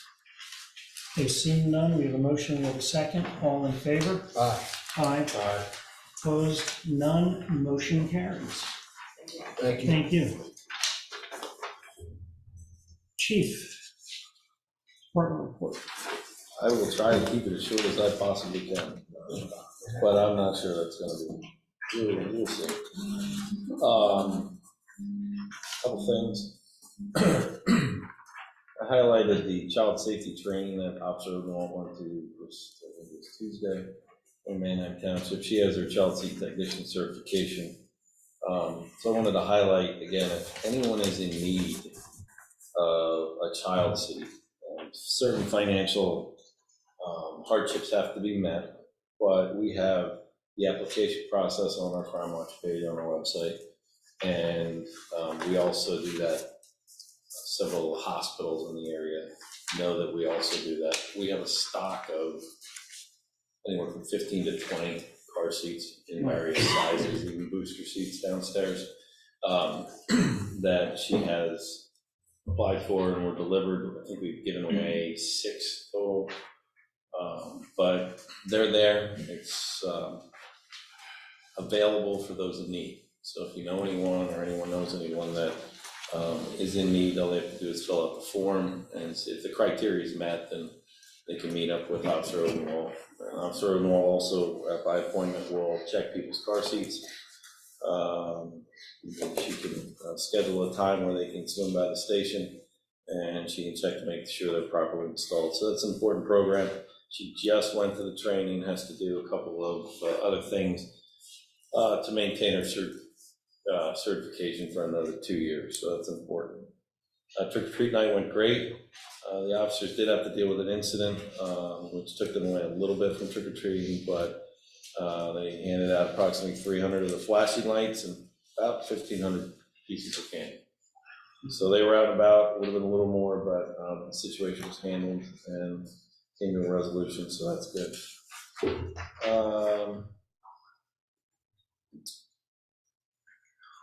I'm going to highlight that the 8th annual Cold Truth Toy Drive is in progress.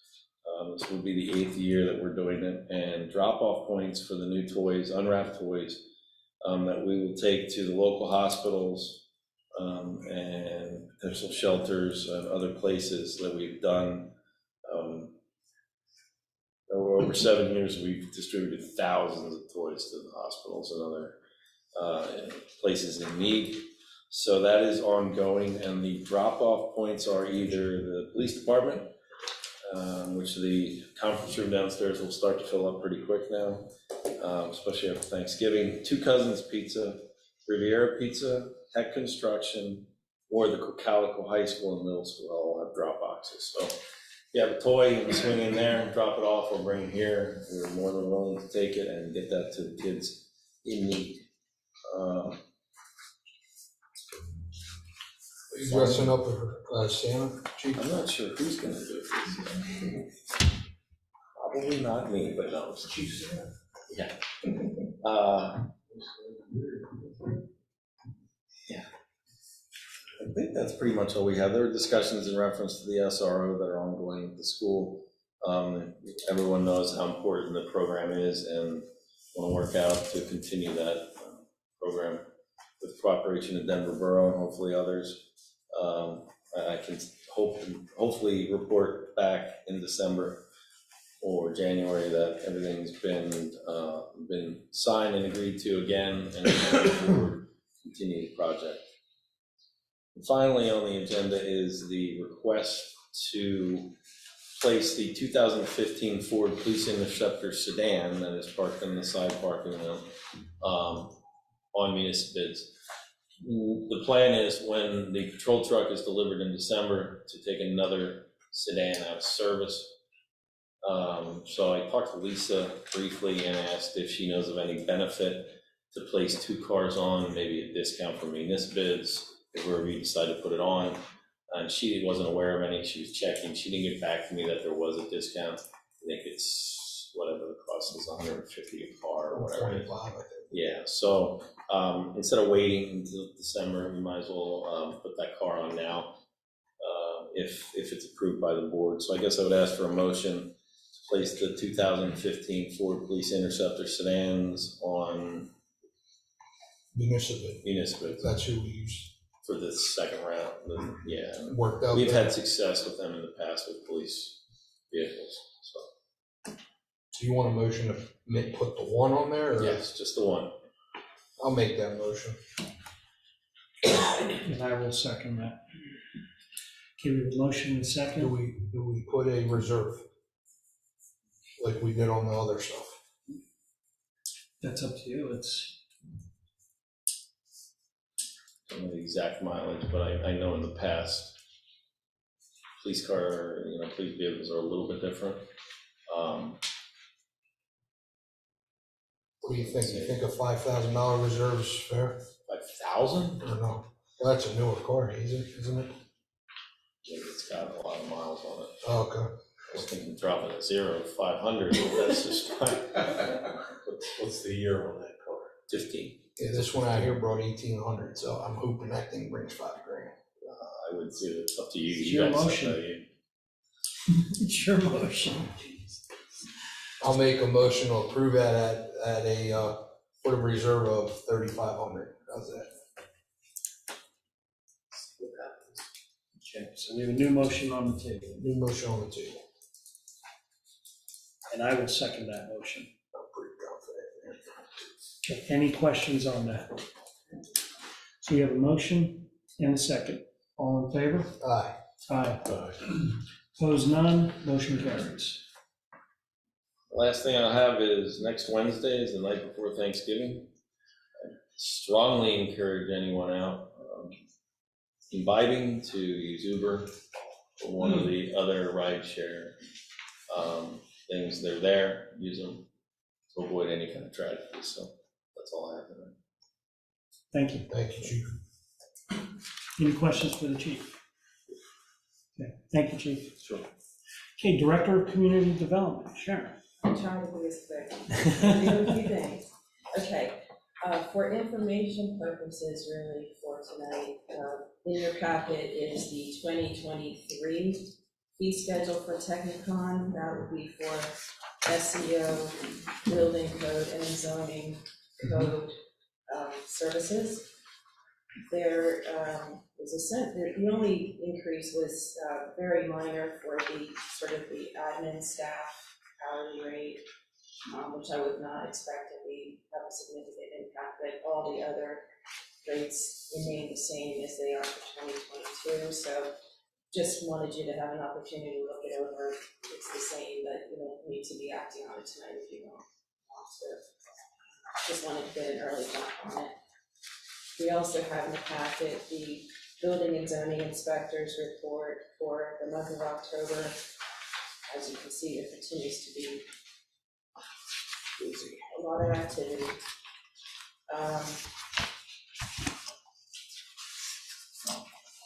What you recall about, I think it was a month ago or so, Dwight Yoder and the Hoovers came to the meeting to get some general sense from you whether you thought that they should move forward with a formal zoning ordinance amendment petition to add heavy truck service and repair to the commercial zoning district as a special exception use.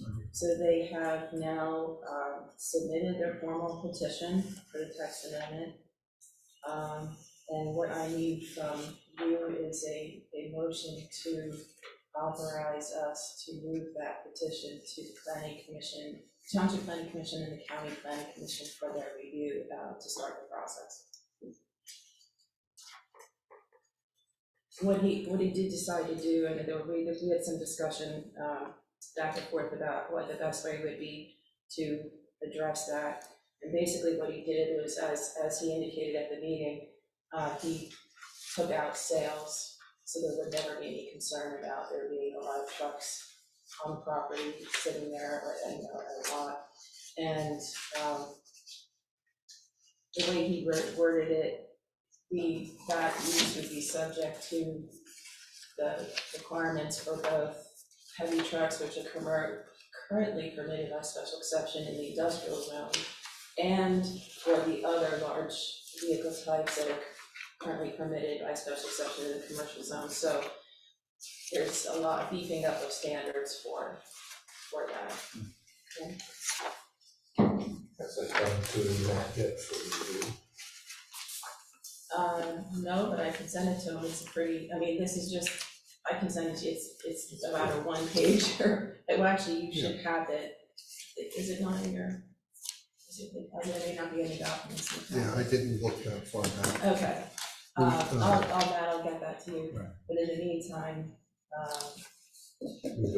if you are willing, we just need a motion from you authorizing that. Okay. And that will then also require a letter to LCPC. Right. But the petitioner can submit it directly because there's a fee involved. Yes, there is, and they did pay our fee for our zoning amendment petition. Okay. I'll make a motion to refer the petition for proposed text amendment to the zoning ordinance to allow heavy equipment service and repair facilities by special exemption on certain properties located in the general commercial C1 zoning district to the East Cocalico Township Planning Commission and Lancaster County Planning Department for review. Do I have a second? I will second that. Okay, we have a motion and we have a second. Any questions? Seeing none, we have a motion and a second. All in favor? Aye. Aye. Aye. Opposed, none. Motion carries. I would remind the board, there's no timetable on this. You're not under any deadline to consider this. Thank you. The next item I have is the Carriage Hill streetlights have not yet been energized by PPL. I guess generally we wait until there's a substantial amount of homes that are occupied prior to entering into the agreement with PPL to do that. I did go out there and do a survey myself. 80% of the homes are now occupied. We're getting a lot of complaints from residents of Carriage Hill and the developers as well, that there's no street lights out there, so if you agree, you have a motion in front of you to authorize, the township to sign the agreement with PPL, setting forth the terms. It's a standard streetlight agreement. I asked PPL for a copy because the landmark can't locate theirs. So I don't have it in front of you to sign yet. Talking about streetlights, about Heatherwoods, are those streetlights, I've heard complaints about that. Yeah. And the ongoing Stonecrest Court. Right.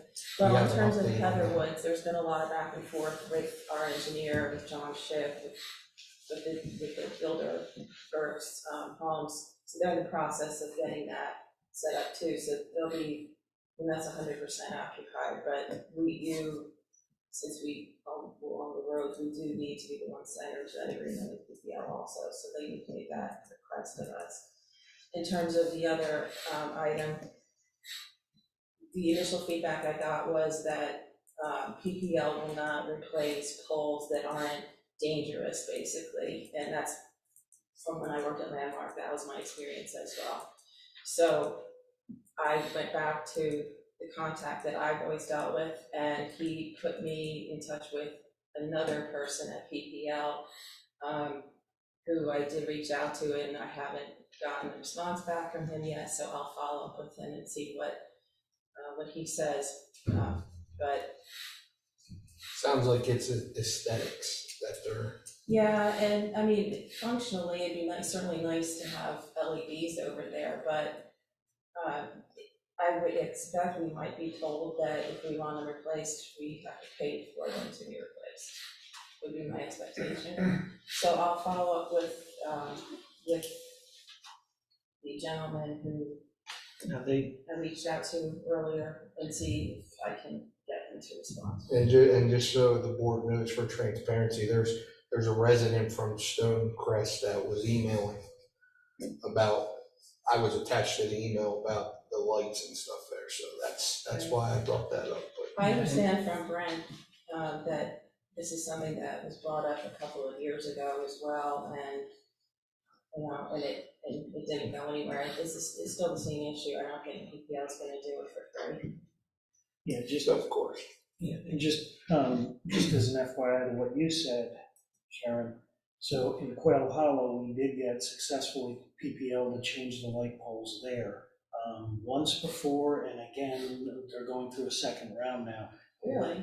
Yeah, but what happened there was the access panels on the wiring at the bases, a lot of them had broken off. Oh, okay. So what was happening was the association and residents were actually going there and wrapping electrical tape around there.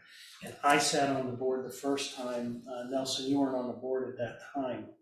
I think you were, I don't remember now, but we went and took photos of them, ID'd them, showed them the wiring, and then we sent it to them, and that's how, so to your point, yeah, it was really because it was a hazard, was the only time they changed it. They will come out really fast if there was any question of there being a Liability, danger. I know that. And that's what happened. So I'll see what the next guy says. I'll follow up with him again and see what he has to say. Going back to Carriage Hill, though.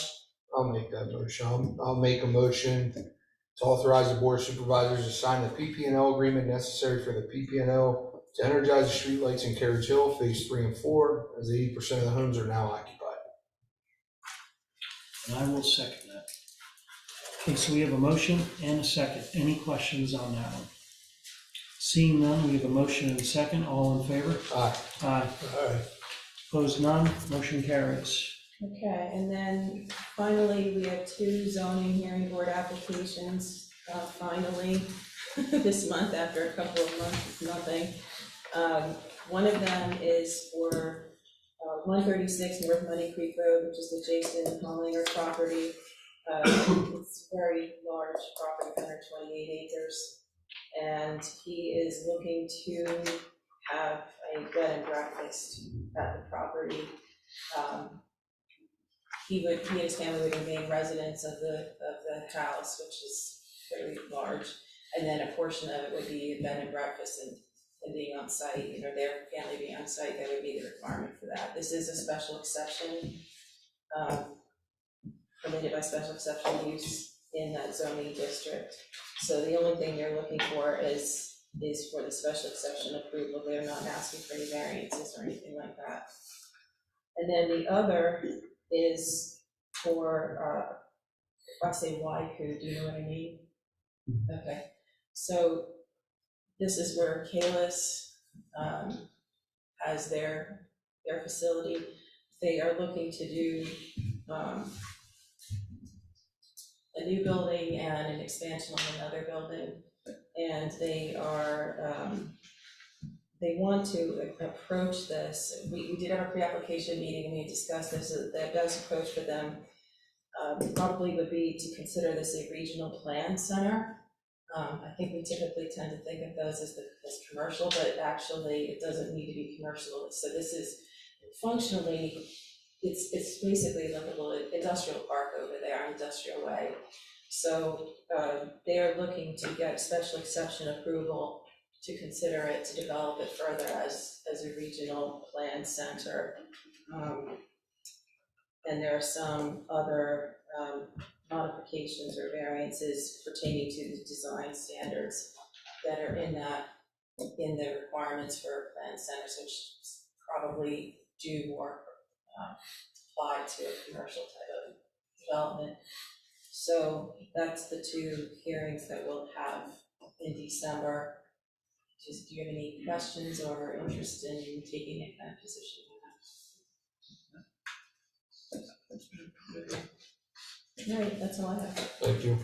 Thank you. Okay, Financial Administrator, Judy. Yes, okay, so I have the balance sheets for each of the funds at October 31st, 2022.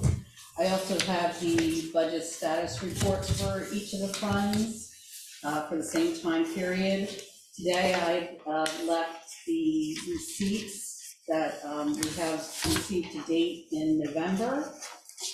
And I also would like to report that the 2023 proposed budget is finished, and it has been advertised. The first day was on Monday of this week, the first day of the 20-day advertisement, and we are on track to approve it at the second meeting in December. Okay. So that's all I have. Thank you. Thank you.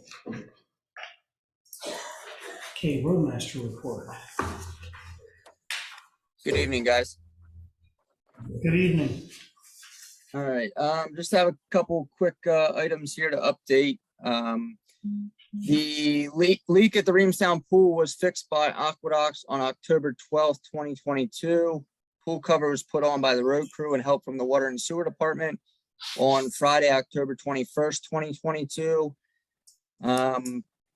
The road crew took care of the radius work at the intersection of Stonehill Road and Muddy Creek Road. This was a project that I've been in conversations with Brent Lead and also Mike Hessian prior to him leaving from in reference to the widening area at this location. This work took place on October 12th, 2022. The 2006 Chevy Silverado that we sold on Municipid, one of the road crew trucks. This truck was picked up by the new owner on Wednesday, November 9th, 2022. One of the items that I have actually been in conversation with and was the pool exit flume on the slide at the Reamstown pool. I was in conversation and trying to get the right part replacement piece from Natural Structures since late July. I've been in constant contact with them and finally just ordered the new replacement exit flume for the slide at the Reamstown pool. The existing part is cracked and needs replaced for the 2023 pool season. I did not want to wait until early spring to not know the transfer time and everything like that. As far as getting that part, I wanted to make sure we have that in hand and ready to go leading towards next pool season. And the last thing that I have, Actually, today, the soil testing was done by Becker Engineering, along with the help of the road crew at the highway shed. And the next steps, the stormwater plan for possible new salt shed at the 30 Ridgewood Avenue location for the road crew. And that's all I have for tonight's meeting. Any questions for the roadmaster? Okay, thank you, Brett. Thanks, Brett. Thank you. Okay, MS4, Ken. Just one thing to report at this time, finally finished the alcohol inspections that are required. These alcohol inspections, you're required to inspect each of them at least once during the 5-year term of the permit, which expires in March. And so that's how we take care of it. Thank you, Ken. Right, list of bills, treasurer's report. Treasurer's report, we have checks from the general fund account, list of bills in the amount of $132,005.79 with a starting date of November 1st through November 16th. Is there any questions on that list of bills? Seeing none, I make a motion to approve. I'll second that. Okay, we have a motion and second. All in favor? Aye. Aye. Opposed, none. Motion carries. We have an electronic payment list of bills in the amount of $83,641.57 for payroll pay period of October 23rd through November 5th. Is there any questions on that list of bills? Seeing none, I make a motion to approve. I'll second that. Okay, we have a motion and a second. All in favor? Aye. Aye. Aye. Opposed, none. Motion carries. And we have a third general fund list of bills in the amount of $61,948.62 for checks dated November 17th. Any questions on that list of bills? Seeing none, I make a motion to approve. I'll second that. So we have a motion and a second. All in favor? Aye. Aye. Aye. Opposed, none. Motion carries. And that's the treasurer report tonight. Okay, thank you. You missed Yeah, one. One more. Which one do we The miss? light transfer. there's a right fund. Back page.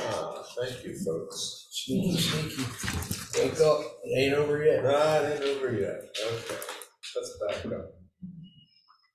Okay, we have a light fund bank account list of bills in the amount of $13,350.62 with a check dated of November 17th, 2022. Any questions on that? Seeing none, I make a motion to approve. I'll second. Okay, we have a motion and a second. All in favor? Aye. Aye. Aye. Opposed, none. Motion carries. Thank you, Judy and Lorenzo. Making sure you're awake. The old timer made a mistake. Into a minute. On the record. Okay, farming lease, Sandy Road. Yes, I had a chance to talk to Andy this week. We talked about the farm lease that's currently expiring at the end of the year. We talked about what might be happening with the development of the New Hill Road and taking up part of the land, taking it out of a use for farming practices. It seems to me, and with agreements with Andy, that we should probably tweak the lease a little bit in that the payments are set up for 2 payments, one early in the year and one in the middle. Perhaps set it up in a third or fourth quarter of the year so that he has the ability to go out If he gets the full use of the field for the whole year, he'll pay the lease dollar figure as stated.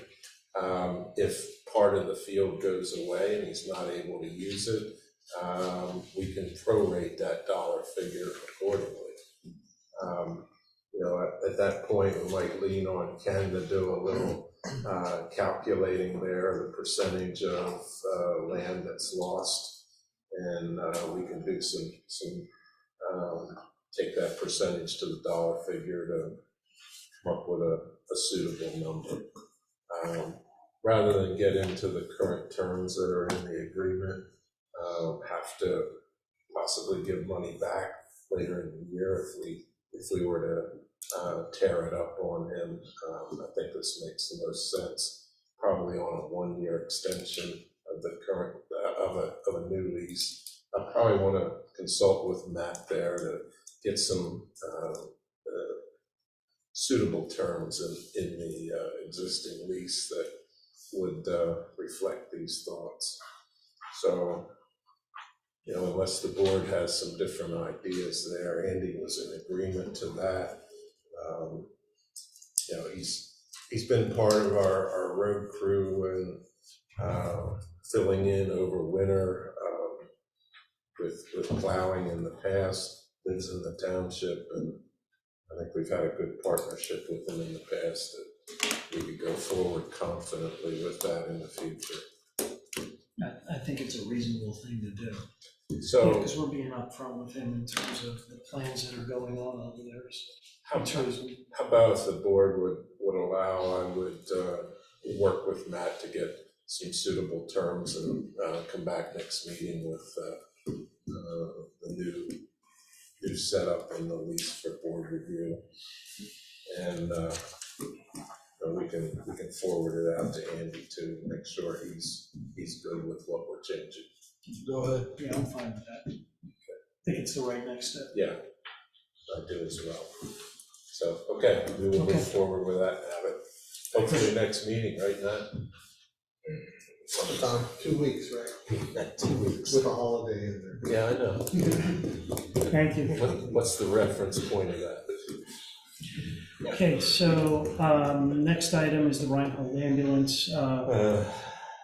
We as a board, we received correspondence from the Reinhold ambulance. They've asked, the president has asked to meet with us. They want to discuss with us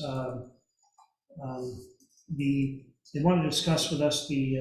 potential acquisition of new ambulance and vehicles and life-saving equipment, as well as discussing the financial aid for these purchases. So we as a board need to decide. We can hold that meeting. We need to decide if we're going to meet with them. We can hold that meeting. That meeting will be strictly informational and data gathering, with no deliberations or no discussions whatsoever in terms of any kind of promises, commitments, or anything. So what is the wish of the board? Well, I guess maybe the first thing to decide is, does the board want to sit on that, or just a representative of the board, or one board member? The way it was set up and worded here, they're not necessarily asking to sit with the whole board. It's you or your board. Yeah, he left it flexible. We had a manager, we'd send him. We don't, so it should be all 3. But we have a junior board member, we could send him.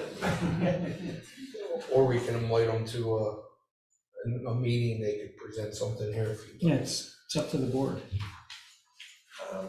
And we at least can hear them out and go from there. Put them on the agenda. That's my opinion. We'll put them on the agenda then? All right. Okay. We'll put it on the next agenda or whatever. So we'll ask him to come in and present. Okay. Whenever he wants to. Lisa can get in contact with him and figure out a date. Yep. Okay. Thank you. Okay, so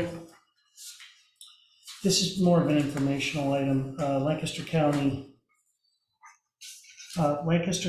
Planning Department this is just for the public's knowledge. They've sent an email to municipalities, authorities, and the school district. The email was from the Director of Implementation and Outreach, and what they are doing is they are moving forward in terms of would like to meet with local municipalities, authorities, and school districts roughly 3 times per year in separate regions. They have the county broken into 6 regions. And the intent of the meetings, it says the major focus is to really discuss recalibrating urban and village growth areas, UGAs and VGAs across Lancaster County, and getting some input and feedback on those. So that's just an informational one.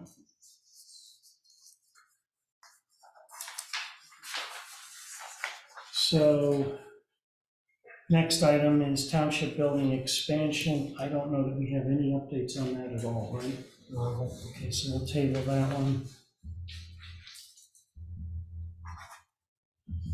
Okay, some old business. One of the things I had announced earlier was on November 11th, the board and Judy did sit with McGowan Governmental Underwriters. They gave us a overview of all of our insurance policies as well as their policies. So we are in the process now of looking at those. I think I probably need to dig through those more than anybody, right? There's a lot there. There's a lot there. Yeah, and I have a bunch of follow-up questions for her. So you and I, Judy, need to talk. Okay. As an FYI. In terms of coverages. As an FYI, we did pay some of the bonding for next year in tonight's list bills. Right. Right. For you and somebody else. But if you change policies, that it's credited back. Right. So, okay. Then the other item we had here was the K-9 unit. Just follow up in terms of discussions. That's an old business item in terms of, I think it was left to us about possible introduction, or maybe my notes are incorrect, but that's what I remember. So thoughts? Well, I had a conversation with Chief this week as well about it. There's a lot of talk in the community about it. The word's getting out that we have a possibility of getting a K-9. I expressed my support for it as well. I'm all for it. I've been all for it. My biggest thing, as I expressed to the chief, was we talked about this at the last meeting with Corporal Longlow and Officer Van Alsdale. Detective Van Alsdale. The Detective Van Alsdale. Yeah, they had mentioned about being 100%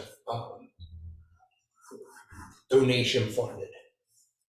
I'd love to move forward with it, with that thought process at this time.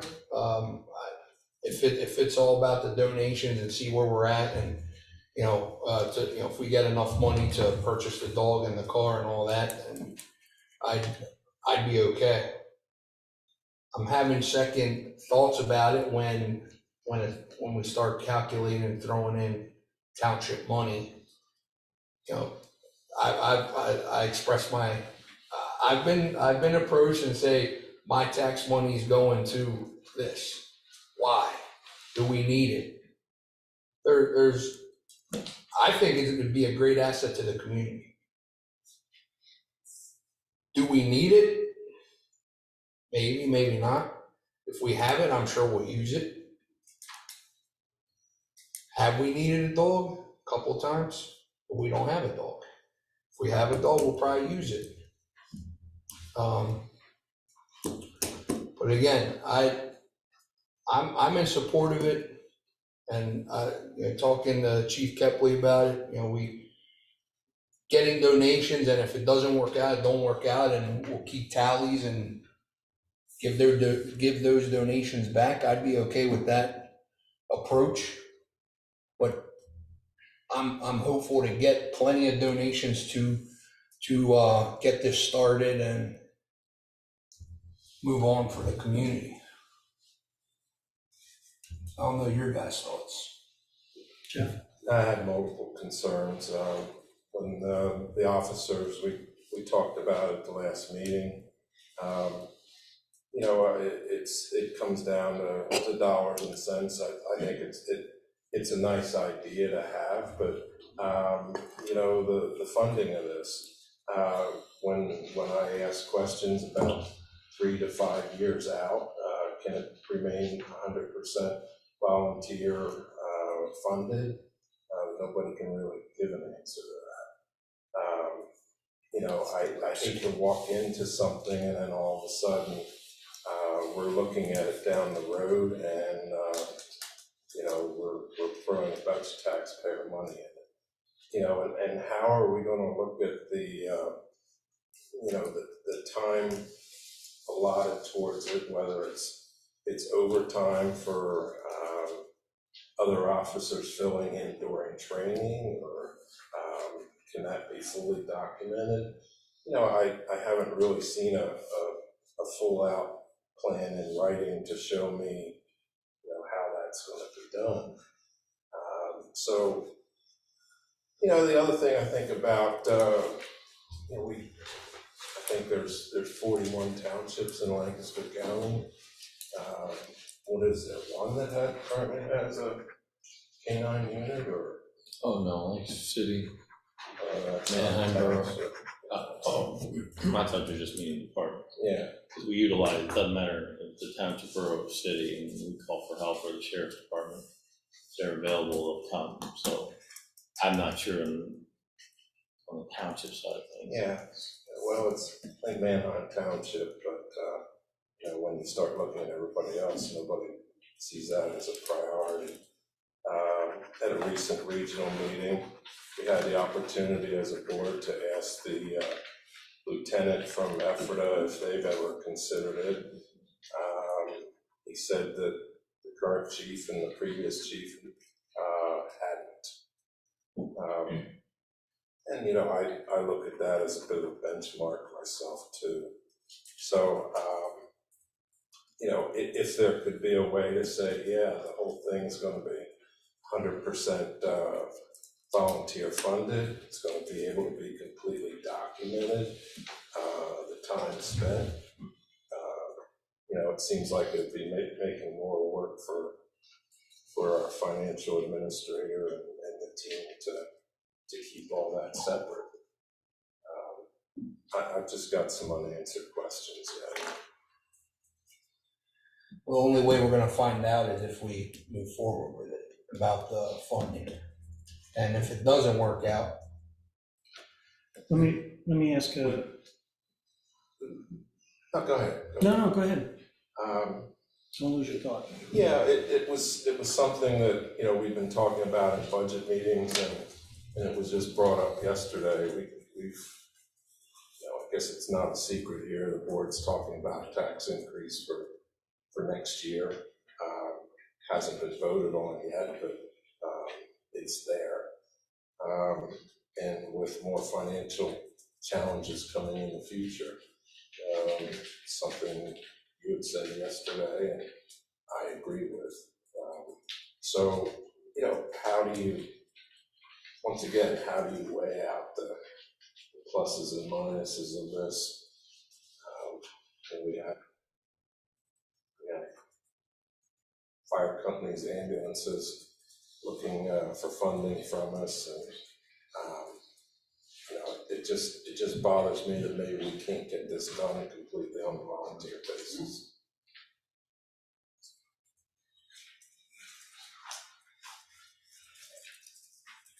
Okay, discussions will continue. Okay, thank you.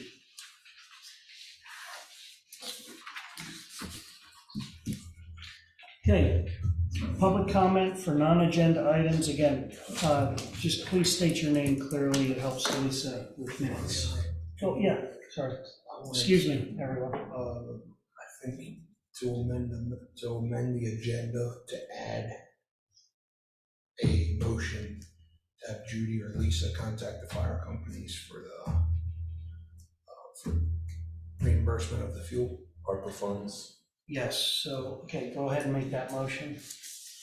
Yep, to amend the agenda. I'd like to make a motion to amend the agenda for, and then just go ahead and say the motion for the reason. Yeah, just describe the reason. I'd like to I'd like to make a motion to amend the agenda for ARPA fund discussions Relative to the fire companies. relative to the fire companies.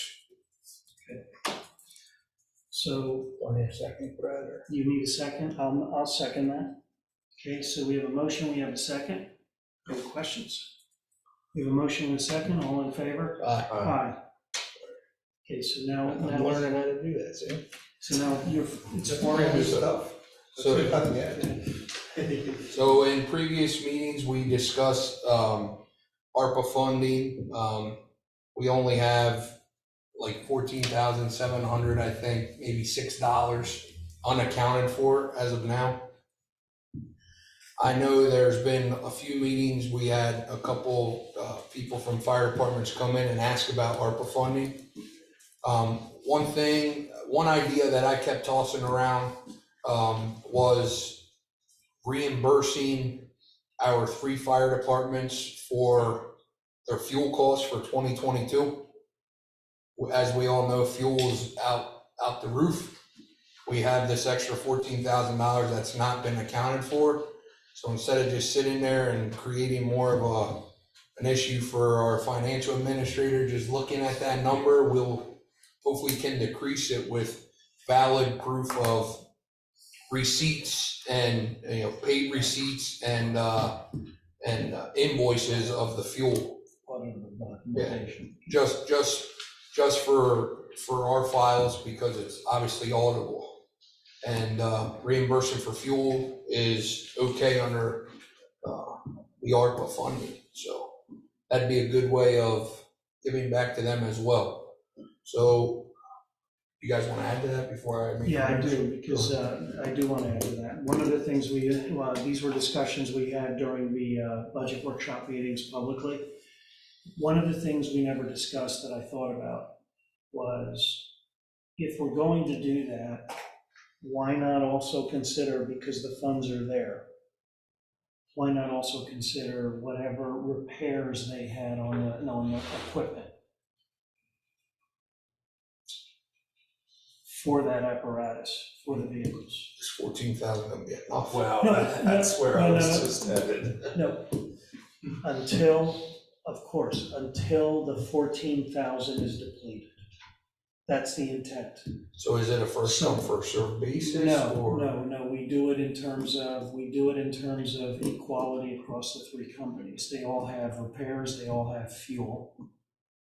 So we find out what those numbers are until we deplete the $14,000, and we share that among the 3 companies. One may still have more than the other. Of course, but you're sharing what's the remainder of those funds equally among the 3 companies. What's your thoughts? Are we throwing the ambulance in that also or not? That is up to them. That's apparatus. I'd be okay with that. I don't know how far it's going to go, 14,000, but no, it's better than nothing. And again, the intent is we don't want to carry forward 14,000 if the 14,000 is available. Get rid of it. I guess maybe my thought would be to use the county model, where when they put out ARPA funds, they said, bring all your applications and then we'll sift through it accordingly and approve spending as we see fit. Yeah, but they didn't give us any, so. Sorry, I had it. I'm sorry. Well, no, there's still a few things pending. Don't get your hopes up. You never know. But yeah, I don't think it hurts hurts to ask them to send us what they got. We'll take a look at it, and the funding we have. I think it's a very equitable way to do it. It's a very simple thing from an accounting perspective. All they're doing is saying they can identify very quickly what the fuel costs are and what the apparatus repair costs were. They submit those to us, we take a look at that, we divide that number equally with the remainder of the ARPA funds, and it gets applied. At this point, all we're doing them is for asking them for auditable invoices and checks and paid checks. Why? We can take it from there however we want. Right, because that has to be attached to our audited file for ARPA. Yeah. So, yeah, I'm good with that. And then we'll see what we get. Yeah, and I apologize. I mean, I thought about it over the weekend. It's a good way to get rid of all of it and make sense. It makes sense, yeah. Who do we give that motion to? That would be the recording secretary. Yeah, Send Lisa. out letters. can send out the letters, yes. Requesting repair bills and fuel receipts. Correct. All right. And it's important to For make. potential reimbursement. Potential. And it's important to make sure that they're not being reimbursed from another source. Correct. That's correct. So that's where you come in, Judy. You're gonna have to check with them when those come in. Once we find out what the numbers are, we've got to make sure from them that they're not getting reimbursed twice. And they'll know that. I'm confident they'll know that. Do you suspect there'd be other grant money that they'd be using to pay for that, or regular residents say, hey, I'll pay for your There could be engine bill donation, today. right, there could be donations or something like that. specified towards that? Right. Same. Warranty Okay. repair. Right. I'm good with that. So I'll make a motion to have Lisa send all 3 fire departments a letter requesting for any repair bills and all fuel costs with validation of receipts and voided checks, Auditable documents. audible documents for a potential ARPA reimbursement by the board For the remainder of the ARPA funds. for 2022. And should we put a date on that to get them to us so we can get it out? Yes, we do. timely by the end of the year? You need By that tomorrow, by, November 18th. Judy, you need that by. You wanna do it in 2022? Yeah. Yes. Yeah. Yes, so it has to be done by, If you can still pay out in 2024 from the bill you have until 2024, right? We haven't spent that. December 19th will be the last meeting. this is the remainder for the allocated amount for this year that we had already identified. But doesn't it carry over? It does, but we want to keep it allocated in the year we had it in. I just knew they said to us 2024. Yeah. Yes, By then. yeah, so chief, we just want to keep it from an accounting perspective in the year we're allocating it. Got it. Yep. So I think if they get that to us by, 15th, 15th, the last meeting. 15th 's the last meeting, so the 28th? November? Yes. It's in 10 days. Yeah, but the next week's a holiday, it's, Until the next meeting. Today's point, they done do nothing. Until next meeting. will that give us, yeah, that still gives, December that still gives us time for this year. With the time, Okay, have it to us by December 1st. December 2nd, which is that Friday. Yeah. Yeah, I'm looking at the Does that calendar. give you enough time? Okay, so you have that motion with the date, Motion's on the table. and I will second that. Any questions? So we have a motion, we have a second. All in favor? Aye. Aye. Opposed, none, motion carries. Thank you, sorry about that. Yeah, thank you for catching that. Thank you. We talked about. I wrote a note or I would have forgot. Many notes from the budget meeting. Too many notes from the budget. Too much. Okay, so, my apologies. So, no, number 12 now, public comment for non-agenda items. Again, please state your name clearly.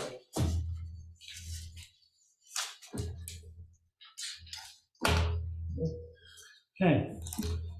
So, announcements. The next Board of Supervisor meeting will be held on Thursday, December 1st at 7 p.m. And that will be here in the Township Building. So, we have no need, I don't have any need for an executive session for tonight. Just for a few minutes. You do? Okay. Will decisions be made? Decisions will. Yeah.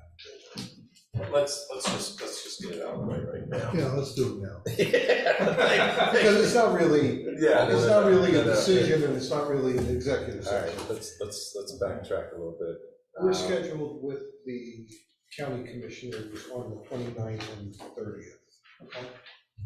And For the learning. we were originally scheduled for this past Tuesday, but it got pushed off. I had stepped up and said I would go over there and meet with them for that purpose. Now that they've moved it back 2 weeks, they're running right into a vacation, a couple of days for me. So. On vacation. Well, Go on vacation. You committed to this. I will be happy to bring my wife over and you can explain it to her that way. And we'll see how that goes. No, but I just discussed that with Matt briefly and, you know. What days are, Matt, what days are they? 29th and 30th. Whether one of you two gentlemen want to go over. Tuesday and Wednesday. It's 2 They're days in a asking row. that we be both at the workshop And the yeah, regular meeting. which is their typical. Yeah, it's, I mean, I can attend easily to explain what we're doing, but if they have questions about what's the benefit been to the township, they need to hear that from you. I can do it. You know, keep peace in the household, thank you. You owe me one. All right. I mean, I can do that. Yeah. I'll make that work. And again, if one of you can do it, you don't need me. It's only I was offering if one of you is not available.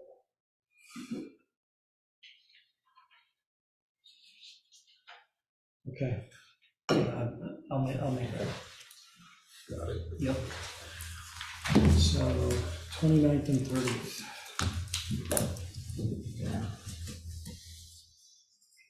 Now you can go home. Okay. Now we can go. That wasn't an executive session. Well, there's no, all right, I'll still request it with no decision. How about that? Okay.